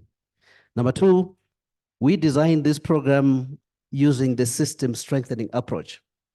The system strengthening approach, we believe that it is important for us to strengthen the delivery structures of government. In this case, the delivery structures within the Ministry of Education, as opposed to build a temporary and parallel delivery structure that seems to work during the implementation phase. And then after that, you go back and hand over to the same old system that is not functional. So the BFIT program believes in strengthening that system from the national level, the district level, all the way to the community level. We also built in a very strong capacity strengthening element within the program. Remember, from the designing, we designed the program together with government, and government was leading. So we also built in a very strong capacity building element where we are training, we are capacitating all the key stakeholders, including government structures from the national level all the way to the school level, so that they're able to deliver and implement the program. We also have a multi-stakeholder engagement, and that places the community at the center of the program. So the communities are taking action. The communities are the ones that are driving the delivery of the program at the community level. We are seeing structures at the community level that are providing security, that are providing renovation of structures to enable their kids to learn in a conducive environment as they go onto this journey of digital learning. But also, the initial cost of the program, yes, being supported by philanthropy as well as multilateral support, but the government has committed to taking over the recurrent cost of the program and ensure that we can deliver this program for the children in Malawi. Another unique aspect of this program is how we have brought together different actors, private sector, non-private sector, that are working with government to deliver the education outcomes. At the top level, this is one of the programs that has enjoyed the highest political support, even from our president, who has committed that as government, we have to deliver without fail to our children. And at the UNGA 2022, the president made commitments to digitalize and transform education. So if you look at all these, the program is built under this, all these pillars that are quite strong, and they will help us to sustain and deliver the program. And finally, what we're delivering in the BFIT program is aligned to national strategy, education strategy, but also what the government of Malawi developed, a 5-strand foundational education strategy that aims at delivering all the things that we've been talking about this morning. So all these come together, they make the BFIT program a program that has a solid base for sustainability. Let me stop there. Thank you, Amos. You said some very interesting things, and please, a round of applause, please. That's what you said. Some interesting things like the BFIT program is government owned and led, literally, right? And it builds the capacity of government officials inadvertently, right? And then finally, it's going to be sustained by government funds in the long run. So one of the things that many people here were saying in their minds, it's like, how is the government going to fund it? Because it's usually difficult. But I wanted you to highlight something, that the recurrent costs are different from the setup and building costs. Yeah, and maybe it should come from your mouth for just 30 seconds. Yeah, it is one thing to set up an initiative. It is a second thing to run the program. So government has committed that at every level, it's going to deliver this and is going to sustain it. And you can see we have this commitment coming from the highest office, our president, who said we must finance this. Even Treasury was instructed that at all costs, let's find resources to ensure that we're able to sustain and maintain the investment in our children, right? So that's where we are coming from. And then another important aspect is where we are saying all the non-government stakeholders, they are supporting government. The government is leading. My minister and my peers sitting in here, they're the ones that are driving the program. So the non-state actors are now supporting and building the capacity and support with any other aspect that is required for the government to have the right structures, to have the right competency, the right skills to drive this program from the national level all the way to the school level. That's why the teachers are important, the training we're giving to the teachers, the equipment that we're mounting in all the schools, how to look after the equipment, how to ensure that communities are taking part in securing and safeguarding the equipment, but also encouraging their children to actually go and learn using the tablets. Thank you. And the reason I reiterated that was because I wanted everybody else here to understand that it's not impossible. People are already doing it, like in Malawi. You know, more often than not, when you talk about tech, everybody says, oh, no. It isn't unrealistic. Everybody says, oh, where are they going to get the internet? Where are they going to get the power? The BFIT program uses solar mechanisms to power those tabs, and to keep the internet on in those schools. The tabs don't need to be connected 24/7 for children to use that. And then for sustainability purposes and recurrence of costs, the cost you pay to keep it running is not as expensive as the cost you pay to train some teachers to implement structured pedagogy. And no disrespect to structured pedagogy. I'm just trying to tell you that these are things that you can afford. Your Ministry of Finance can afford this. So do not despair. Now to my brother from another mother, one of the other concerns beyond internet and all these things is how do we reach these hard to reach communities, the underserved communities? Because when we say tech in Uganda, people think just Kampala. People in Malawi, they think just Lilongwe. In Nigeria, they say just Abuja. It's not true. Inspiring Teachers has shown that you can get to the villages, you can make things work. And I'm very impressed by your work, you know. And I want everyone here to hear how Inspiring Teachers has successfully done this in the places that you've done this. And how impactful has it been? Thank you very much. Good afternoon, everyone. Just to remind you, I'm Charles Soloa. I work in Uganda as the country lead. So just to give you some context about what Inspiring Teachers does, because if I bring in the tech without you getting the context, you may start asking me questions, which we have to reverse. So the Inspiring Teachers program, which I call the peer coaching program, is a teacher professional development program, which basically hinges on instructional leadership at the school level. And so it's premised on 6 key questions that we ask. The first 3 are the teacher is asking, how can I get my learners to put in effort? How can I motivate my learners? And we're saying, let's build a climate for learning where learners are supported and focus on learning. And then the teacher is asking himself, how can I get my learners to their goal? And we're saying teaching context strategically so that the knowledge is lasting. And then we're looking at the aspect of assessment. Where are my learners now? And we're saying check for understanding and use data that you can use to inform a learner-based decision. So your learners, the data you're getting during the lesson is helping you tailor your learning. And so the first 3 we said are looking at supporting instructional leadership. And now we come to the next 3, where we're looking at a teacher asking themselves, how do I develop? How do I keep getting better at what I'm doing? And then we look at, now that's where the peer coaching now comes in, working within themselves as colleagues, working with the instructional leader as the head teacher at the school. Sometimes we call them school leaders. Other places we call them head teachers. And then we're looking at design. As a teacher, how can I design my lessons to suit my learners, for them to understand? We're not looking at just output-based teaching, which is normally what happens, but outcome-based. At the end of the week, what have my learners understood versus what have I taught to meet my targets? And then at the school leader's point, he's asking himself, how can I lead my team to keep on improving? And that question is especially for him to keep that change lasting as a school leader at the school. And so those two components of the instructional leadership and then the peer coaching are backed up by what we call the Smart Coach app, which is now where the technology comes in. So that's why I wanted to give you context first. So the technology comes in to back up those two aspects. And how does it work? Where we're talking about the instructional leadership aspect, we're giving teachers techniques in the classroom that they can use. These techniques are not based on any specific subject. The techniques that can help a teacher build a climate for learning. Like we're saying, build your climate for learning in a classroom, where learners feel like they really are thought about in that lesson. How do you break down your content when you're teaching a lesson? And how do you check for understanding?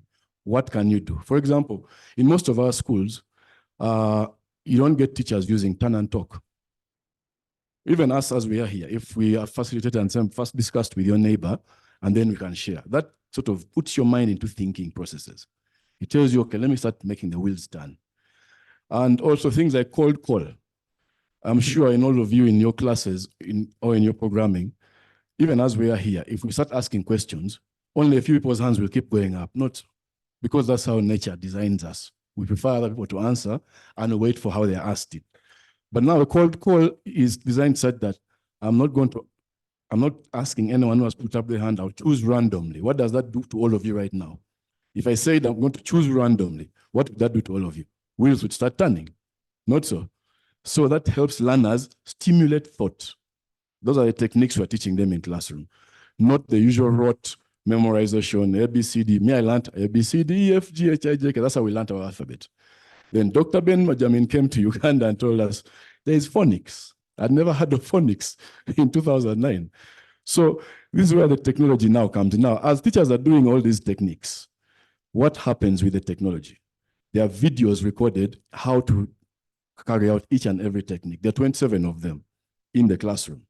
These videos were recorded in a Ugandan school by Ugandan teachers of different subject areas, just for them to understand they are not subject specific, but they are enhancing your teaching of your different subjects. Now, some of them, granted, work better with certain subjects. Yeah.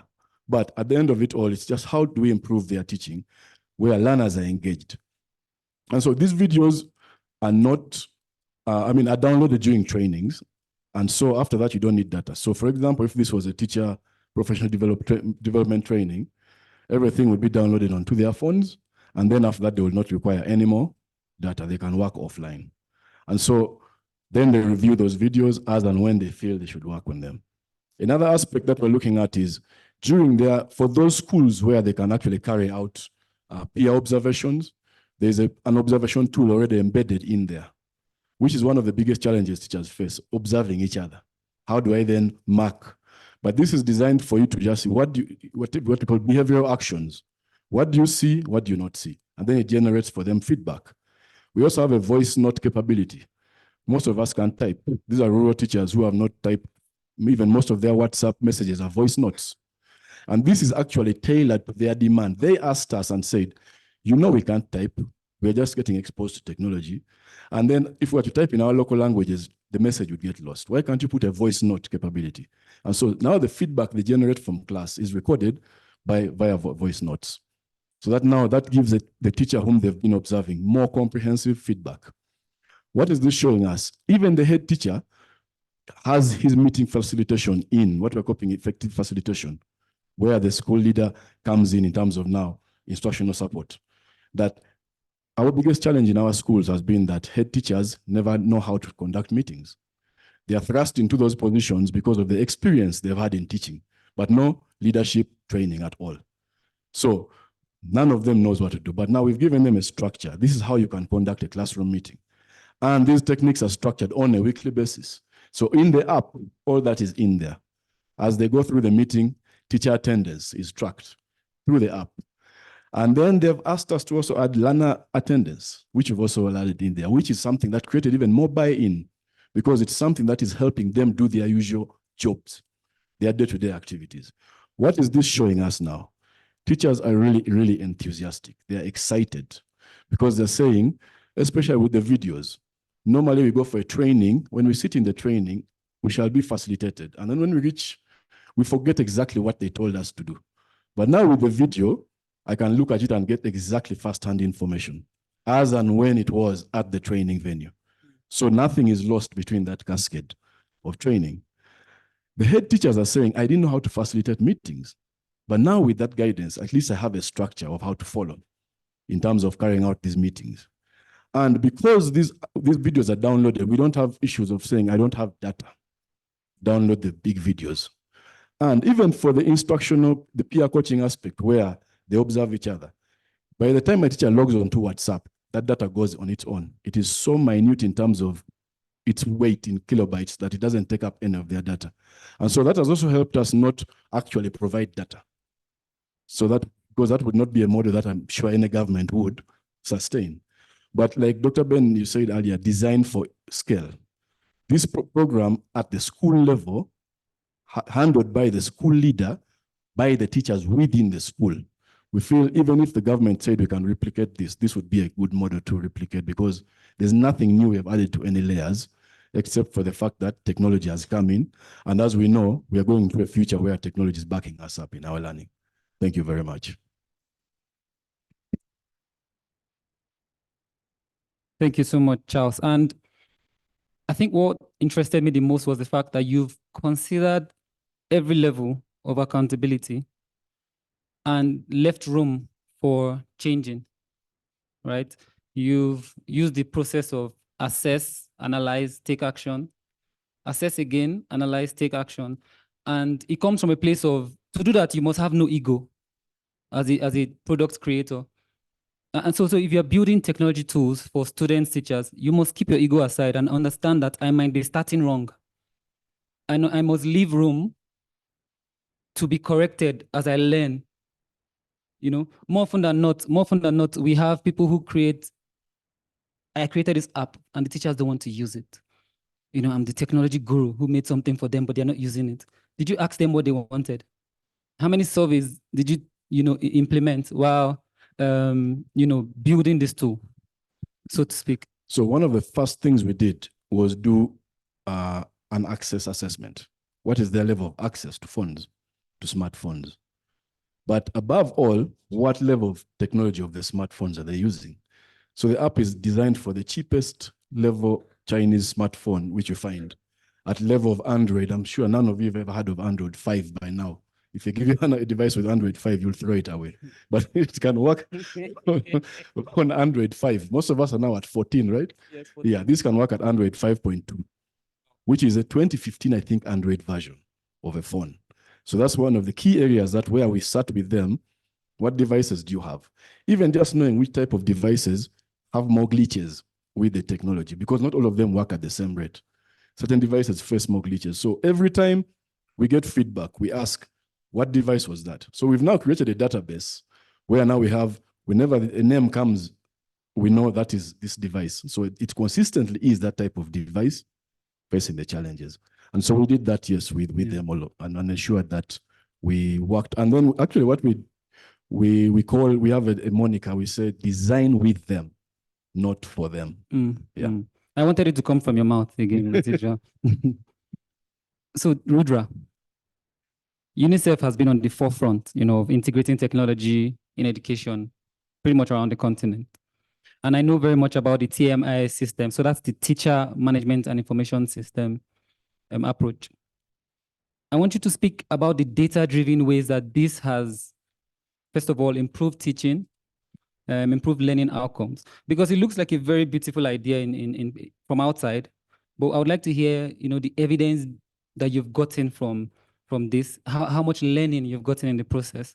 And, for our Minister Studenti, the urgent need to have such systems in every of our countries and our region, sub-regional levels as well.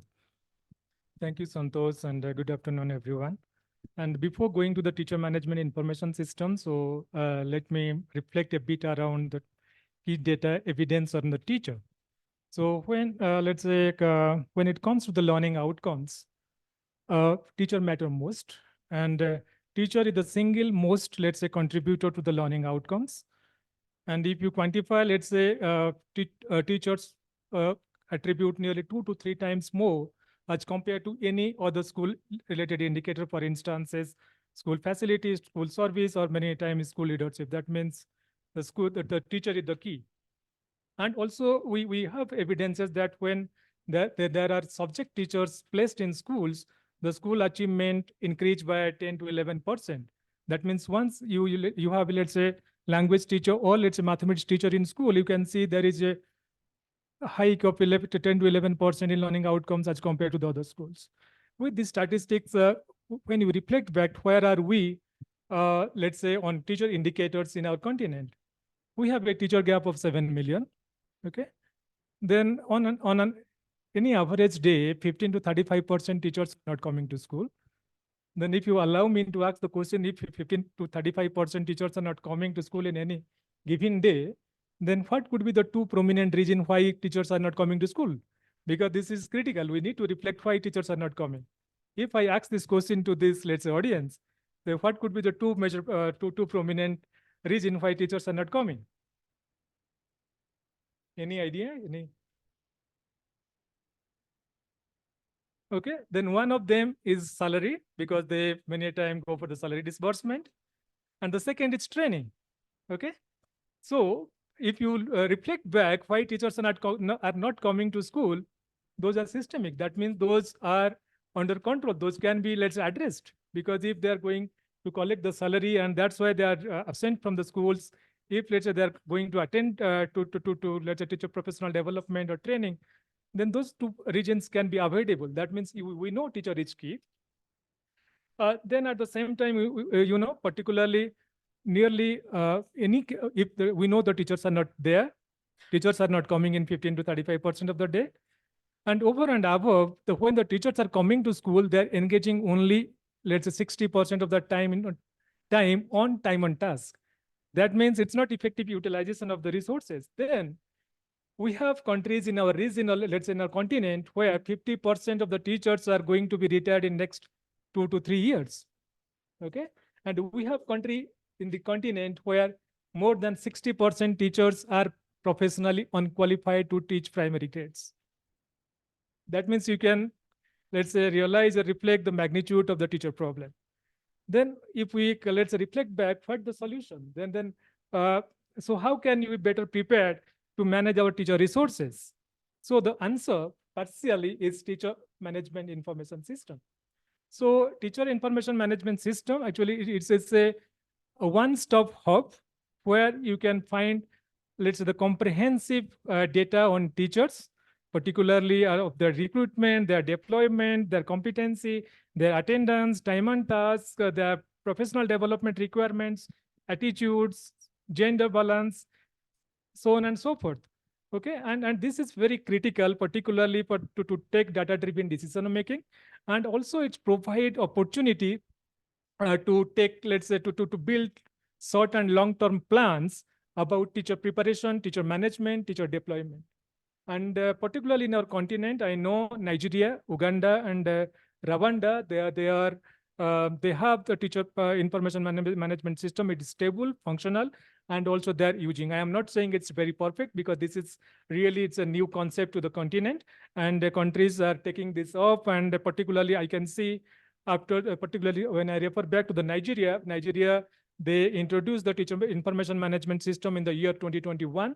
And in the 2023, they large scale, they conducted the national assessment survey, the biggest survey ever conducted in Nigeria. And you can see the states who have analyzed the teacher management information system and allocate the teacher accordingly, rationalize the resources, they have better performance within a short time. That you can, this is an indication, but more deep dive of the data is required. But this is an indication. The states who have analyzed the teacher information management data adequately and rationalize the resources have better learning outcomes. So this is one of the, let's say, the primary and very initial indicator is coming up. Okay, but at the same time, teacher information management system is really very critical to align with your EMIS, your education management information system, and also the learning assessment data to see the greater effect on the system. So this is very, very key.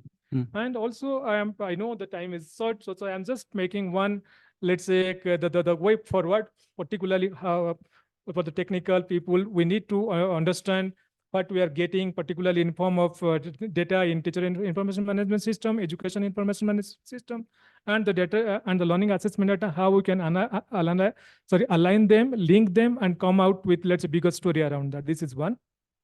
And second one, particularly if we see the magnitude of the learning crisis, particularly 9 out of 10 children are not learning.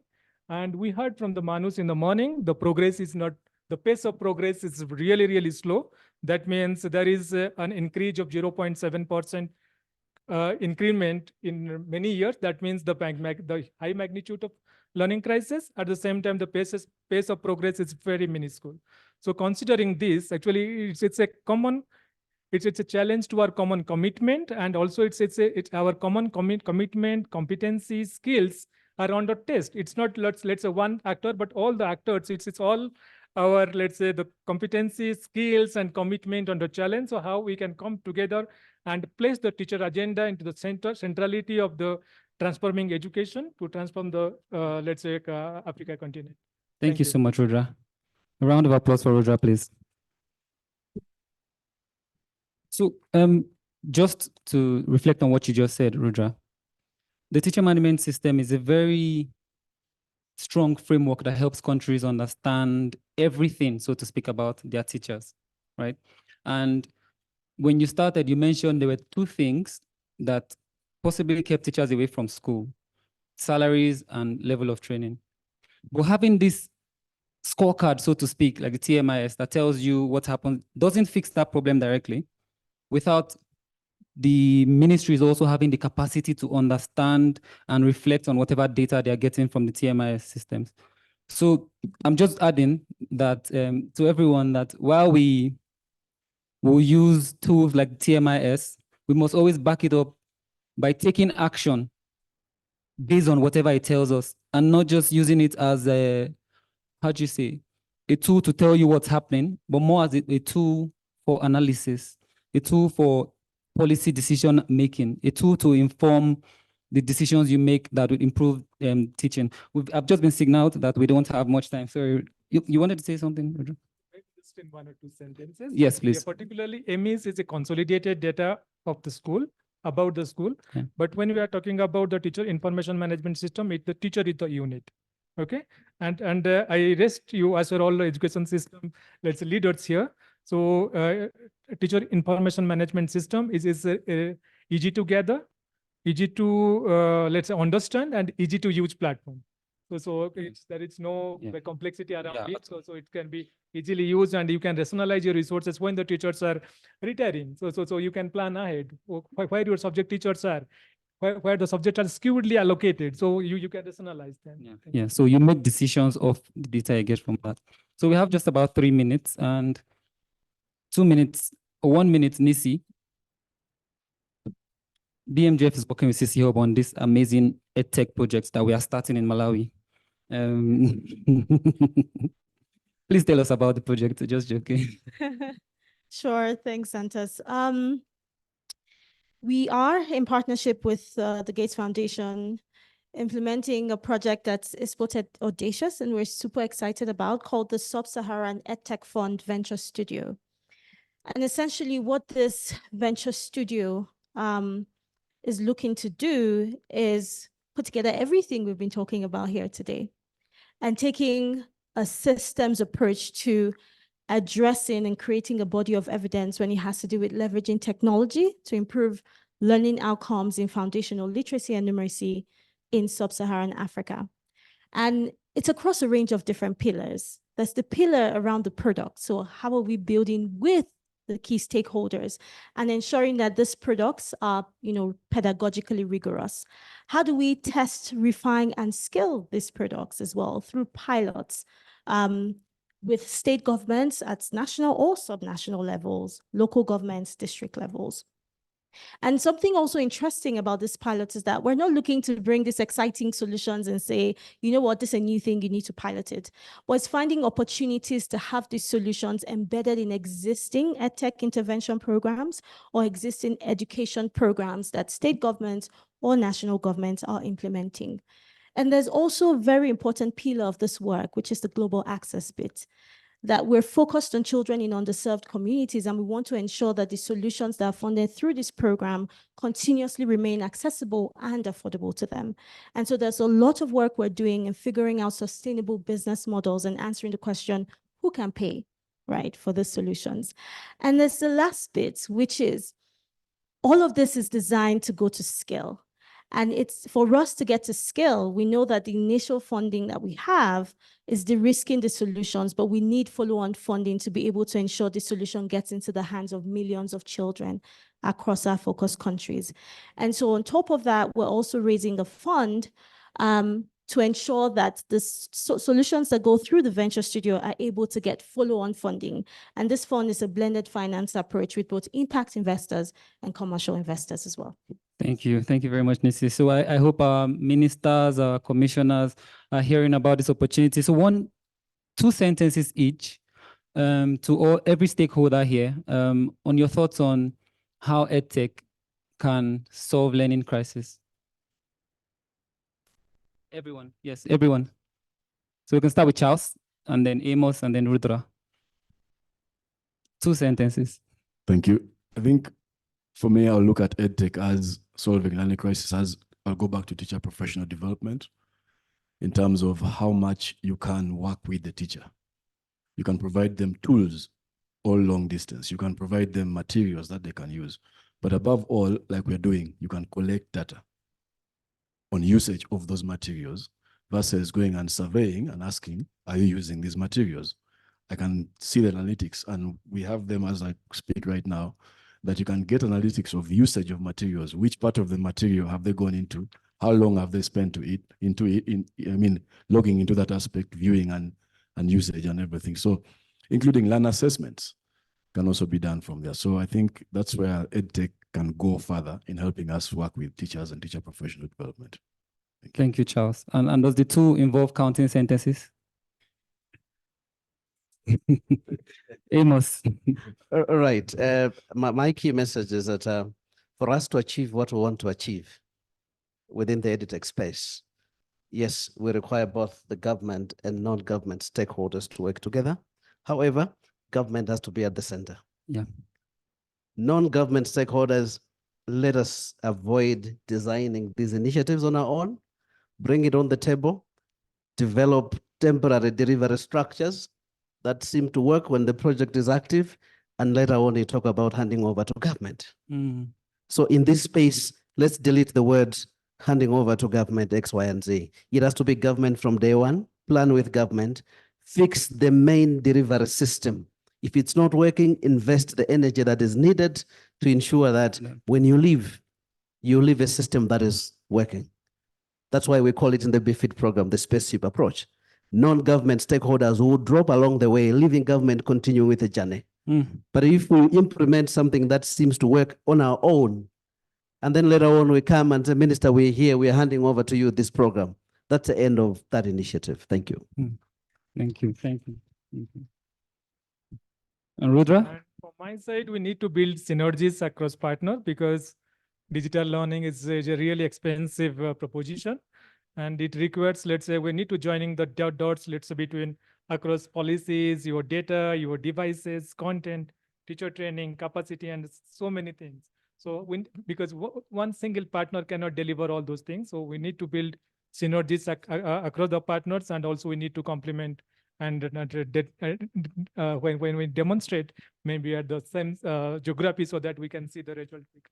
Thank you. So we must compete against learning poverty, not against ourselves. And Nisi, two sentences. Yes, you get. I think for me, it's riding on everything that they've said. One is that as we think about EdTech, technology is the tool. is not, the answer. And we should constantly think about the education bit of it and how it integrates, beautifully with technology. And that we work closely with all of the stakeholders and putting government at the center of it, because most of the children who we're focusing and doing this for are within the public system. And so it's important that we work with government at the beginning, and all of the key stakeholders play the critical roles that they play across a systems approach to addressing this problem. Thank you very much, everyone. And a round of applause for my panelists. I don't know how much to appreciate you. Yes. So Amos closes and, no, sorry, Charles closes and we get our pictures. So we'll take one question from the audience, preferably someone from the youth angle.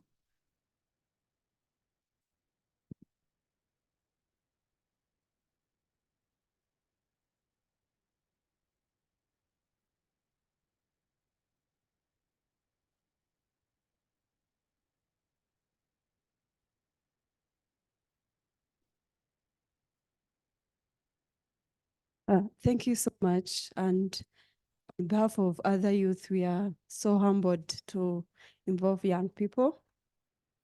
As someone I'm Claude Gloria Gatsinzi. I come from Rwanda, Kigali, and also I have an organization. I started, my organization was little, I was 19 years, but now I'm turning 26. I started with 10 children, street children, and then now we have 574. In the organization, you support them livelihood, we give them scholastic materials, school fees, and 300 young girls, we support them with menstrual hygiene. And we have talk about reproductive health and how they can behave as young girls. And also I train young people from youth-led organization.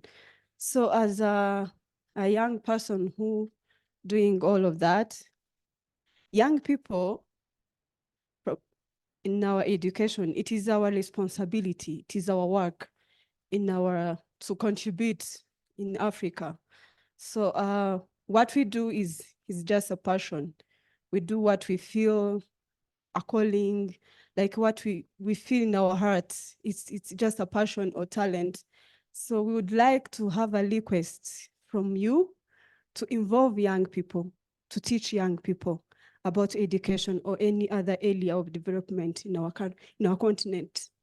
So I'd like to involve young people meaningfully and to give us more trainings, guidance. Yes, we don't have experience, but we have so much hunger and thirst to create a better world. Thank you so much. Thank you. So that was more of a comment and a request than a question. And I think everyone in the room has gotten the message. If more than 70% of your population are under the age of 30, then you should probably prioritize them. Charles, close. I have two things to close with. One, just looking at instructional leadership, instructional pedagogy, backed up with instructional leadership. And instructional leadership plus technology. Let's not leave out the other parts of it. Technology is backup. That's what I would like to conclude with. But on a side note, today I met someone who I haven't seen in a long time. And he has been someone who has made my decision to be here today. We met 15 years ago, and through working with him and his work ethic, it runs a very tight ship, if I may let you know that. Really, really tight. So I would like to say, Dr. Ben, thank you very much. Let's give a round of applause to Dr. Benjamin Piper.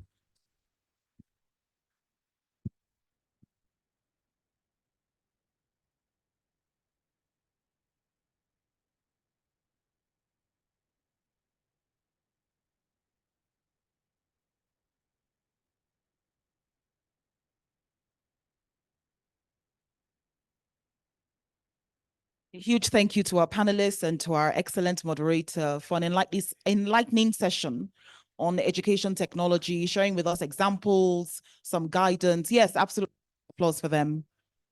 Thank you very much. And as they take their group photo, I'm going to now invite, as we prepare to close the session today, a lady who is going to offer us a summary of the conversation today and to recap and to set us up, for day 2. I'm going to invite Dr. Jacqueline Folotia, who's senior FLN expert at ADEA, to come up here and share with us her concluding remarks and her reflections on the day's activities. Jackie?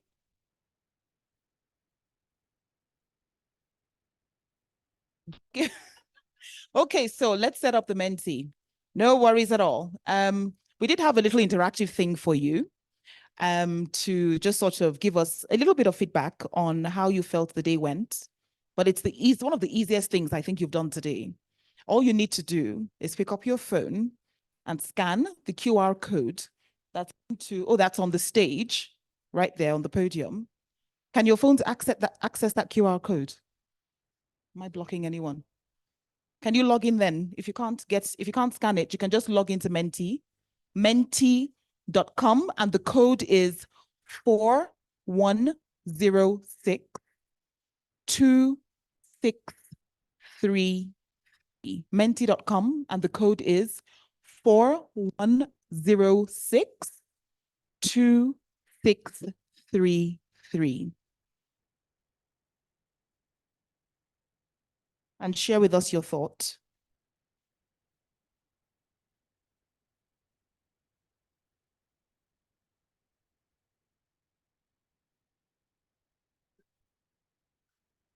Have you? Oh, you've unplugged it. Okay, one sec. It'll come up in about 3 seconds.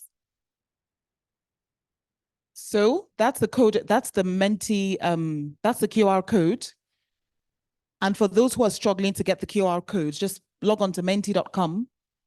Use the code 4106-2633. And that's the question. In one word, your experience of the day. Sort of speaks for itself. Lots of people think that this was an inspiring day, that it was enriching, it was informative, it was thought-provoking, enlightening, beautiful. It was surprising, enriching. Did I say informative? Exciting, challenging, enriching. But I think most people are coalescing around the fact that it was an inspiring day, an insightful day, an enriching day, and an enlightening one.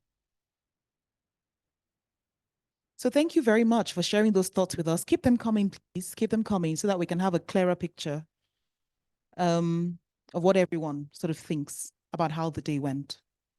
And thank you so much for doing this, and of course for being with us as well. So I'm going to invite Jackie to come up, share with us just in 10 minutes. We promise to get you out of here long before 5 o'clock. All right, please welcome her.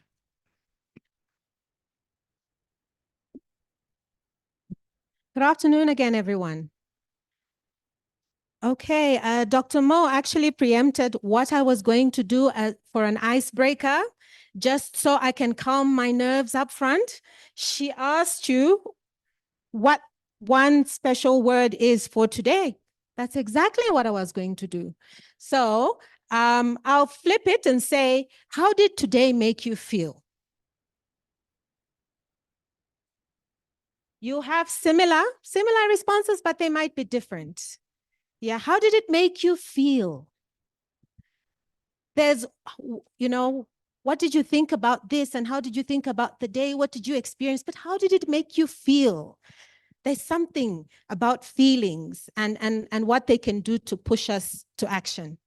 Okay, so my job here is very simple. I will be giving you a brief summary of today's events. And as you can imagine, there is so much we're leaving with today, so much. And I only have 10 minutes in which to summarize this. So I will do my level best just to bring out just the major points around each of the discussions that we had. So we started off our day today on a very motivating note.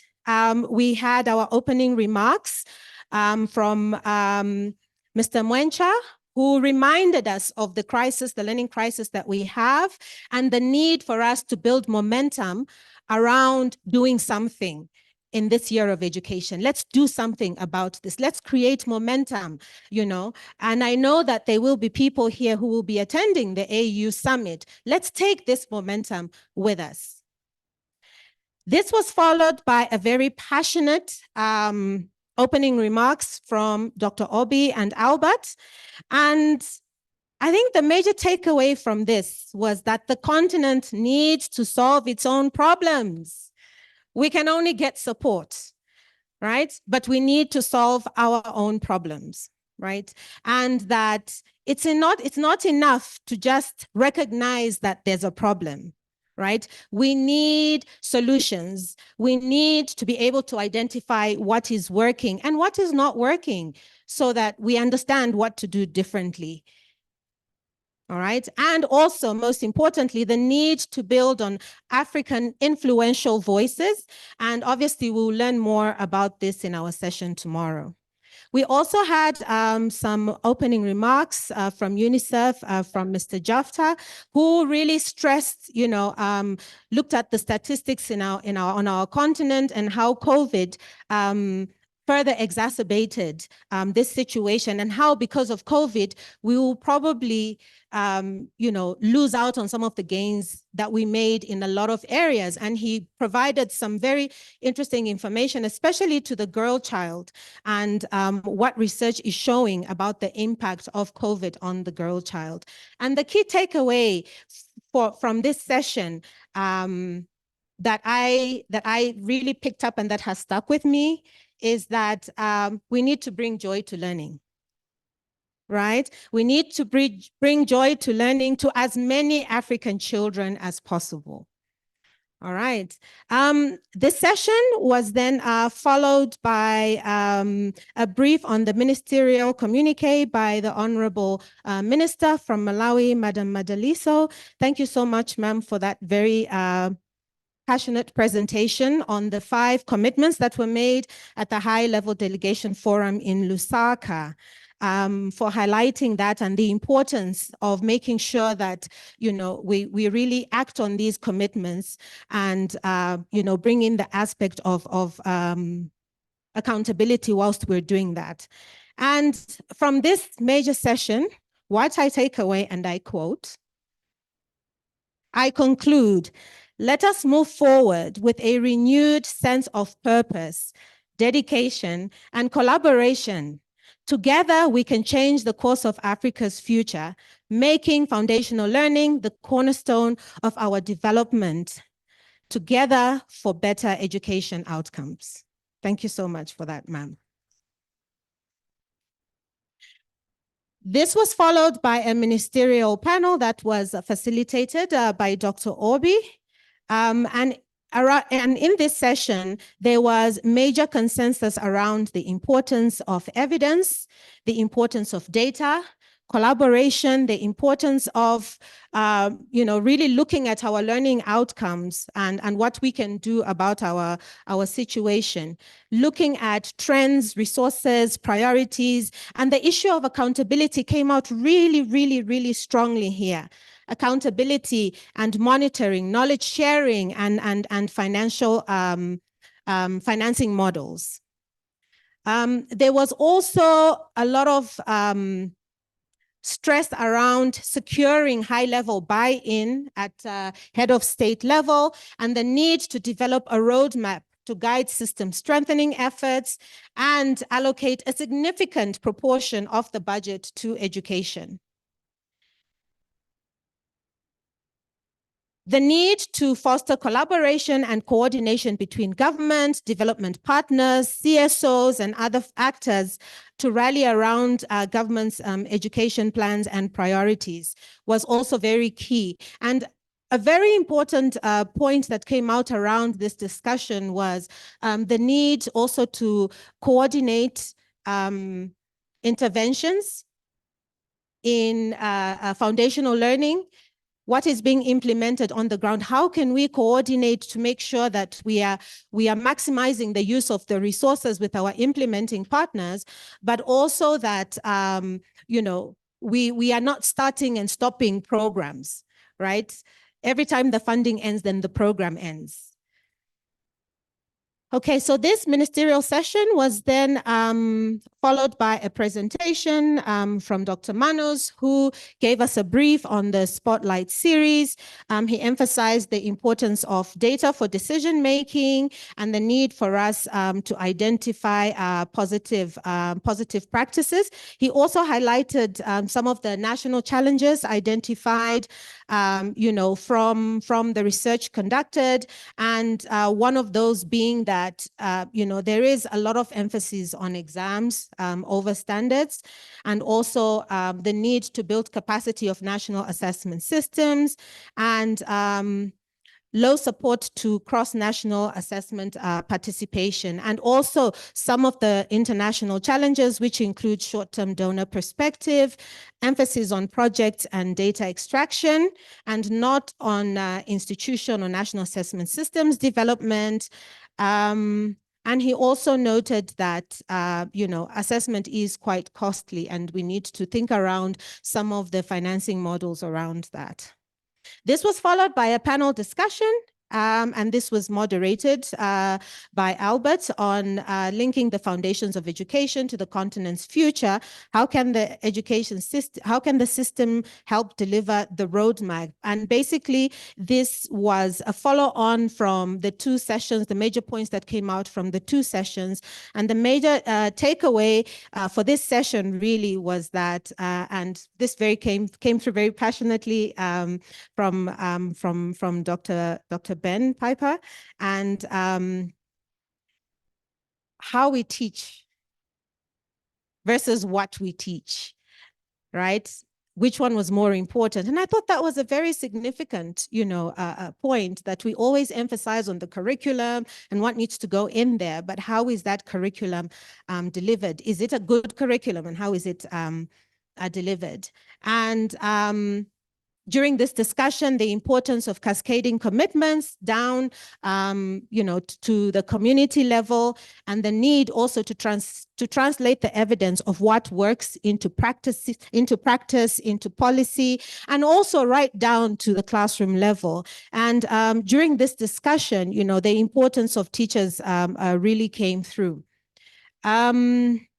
Another important point also that came through around this session was the importance of accountability and holding a mirror in front of ourselves, and the importance of moving from a project by project approach towards a system-wide approach. And the other point that came out was that we need to ensure development partners come behind the plan or vision that ministers of education have, and hold them accountable as well. So these initial sessions were really very, you know, interactive. And again, the whole point was we were trying to touch, in thinking about these topics, we were trying to touch on the ministerial communique and some of those commitments, and how, you know, we can move forward to them how we can push them forward based on the discussions that came out. The next session was one by Dr. Obi and Albert, who highlighted the guidance notes, the importance of the guidance notes, and presented the structure of the starter pack, which is really, really important. And I would like to encourage the countries that are present that if you have not received the link for the survey that we are conducting on the starter pack, please do let us know. We would be happy to share. I can already see hands up. Santos, is Santos here? We have countries that are already highlighting the need to receive the survey. So the interactive sessions. So we had 3 major interactive sessions, and these interactive sessions were based on, again, the communique items, commitments 3 to 5, which mainly focused on connecting early childhood education, as well as the use of technology, and data.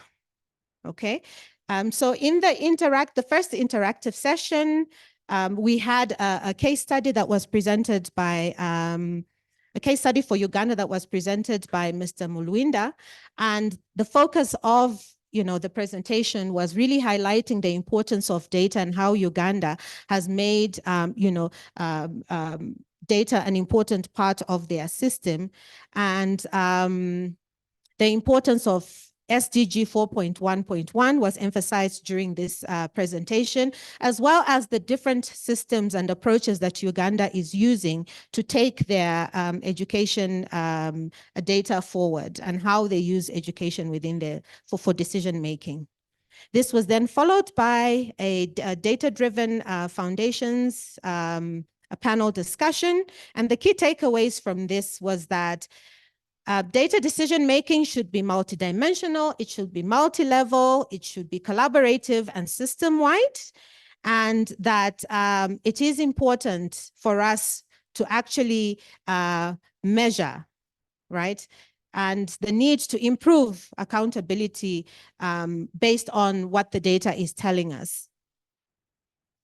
The next interactive session started with 2 country case studies from Zimbabwe. And during this presentation, we learned about Zimbabwe's education system and how they emphasize early childhood development. And we also learned how they integrate the use of local knowledge and the various support systems they have in their education system, as well as information on infrastructure and accessibility enhancements. The challenges were also highlighted with regards to disparities in educational outcomes between the urban and rural areas, as well as limited access to quality education for children with disabilities. We also had a presentation from Namibia, and the presentation basically highlighted, the commitment that the country has made towards pre-primary education and the need to increase investments in this area, something that the country is currently working on. The need for equitable funding in implementing a school grant policy to reduce inequalities and ensure that all children, especially those with special needs, receive the adequate resources. And Namibia aims to refine its educational strategies by enhancing foundational learning and using innovative financing and resource mobilization. This was followed by a panel discussion and a very interesting panel discussion, which focused on the importance of structured pedagogy. It highlighted teacher training and the use of the materials produced for structured pedagogy and the need to ensure that we have well-trained teachers that are able to adapt the material that is created for structured pedagogy in order to meet the needs of the learners. And also importantly came out was engaging policymakers. This also was important in terms of advocating for the use of personal narratives and local evidence to demonstrate the high return on investments for early childhood education to policymakers. The final and third session, which focused on technology, the use of technology and leveraging technology, looked at the importance of government ownership for the start of EdTech solutions and how to build on a successful EdTech solutions and the importance of involving governments and also looking at the contextual factors that could impact the implementation of technology. And basically that one partner cannot deliver it all, and that we need to build synergies as we try and implement. And I think the key takeaway from this session is that it can be done, because when we think about using technology in education, there are a lot of challenges which are genuine, but that the challenges can be overcome. Okay, so this is where I end my presentation. As you can imagine, there is so much more that was discussed, which will come out in the report. I just would like, before I leave the podium, just to thank our ACOSAS and Africa Practice, as well as HCA. There was a collaborative effort in putting all of these notes together. UNICEF as well, working together to ensure that we have this brief summary. And before I leave, I would like to highlight some key statements that touched me personally as an individual that came out from the discussion. So Solutions of Africa are with us. That's the first one. If you cannot measure it, you cannot improve. That's another one. This one is from me. And as everybody was talking and I was listening, I was thinking, actually, we are the change we want to see. We really are, right? So ladies and gentlemen, let's move beyond the talking, beyond just making declaration. Let's start acting, right? Let's walk the talk, because just talk is cheap. Let's do this. Thank you, ladies and gentlemen.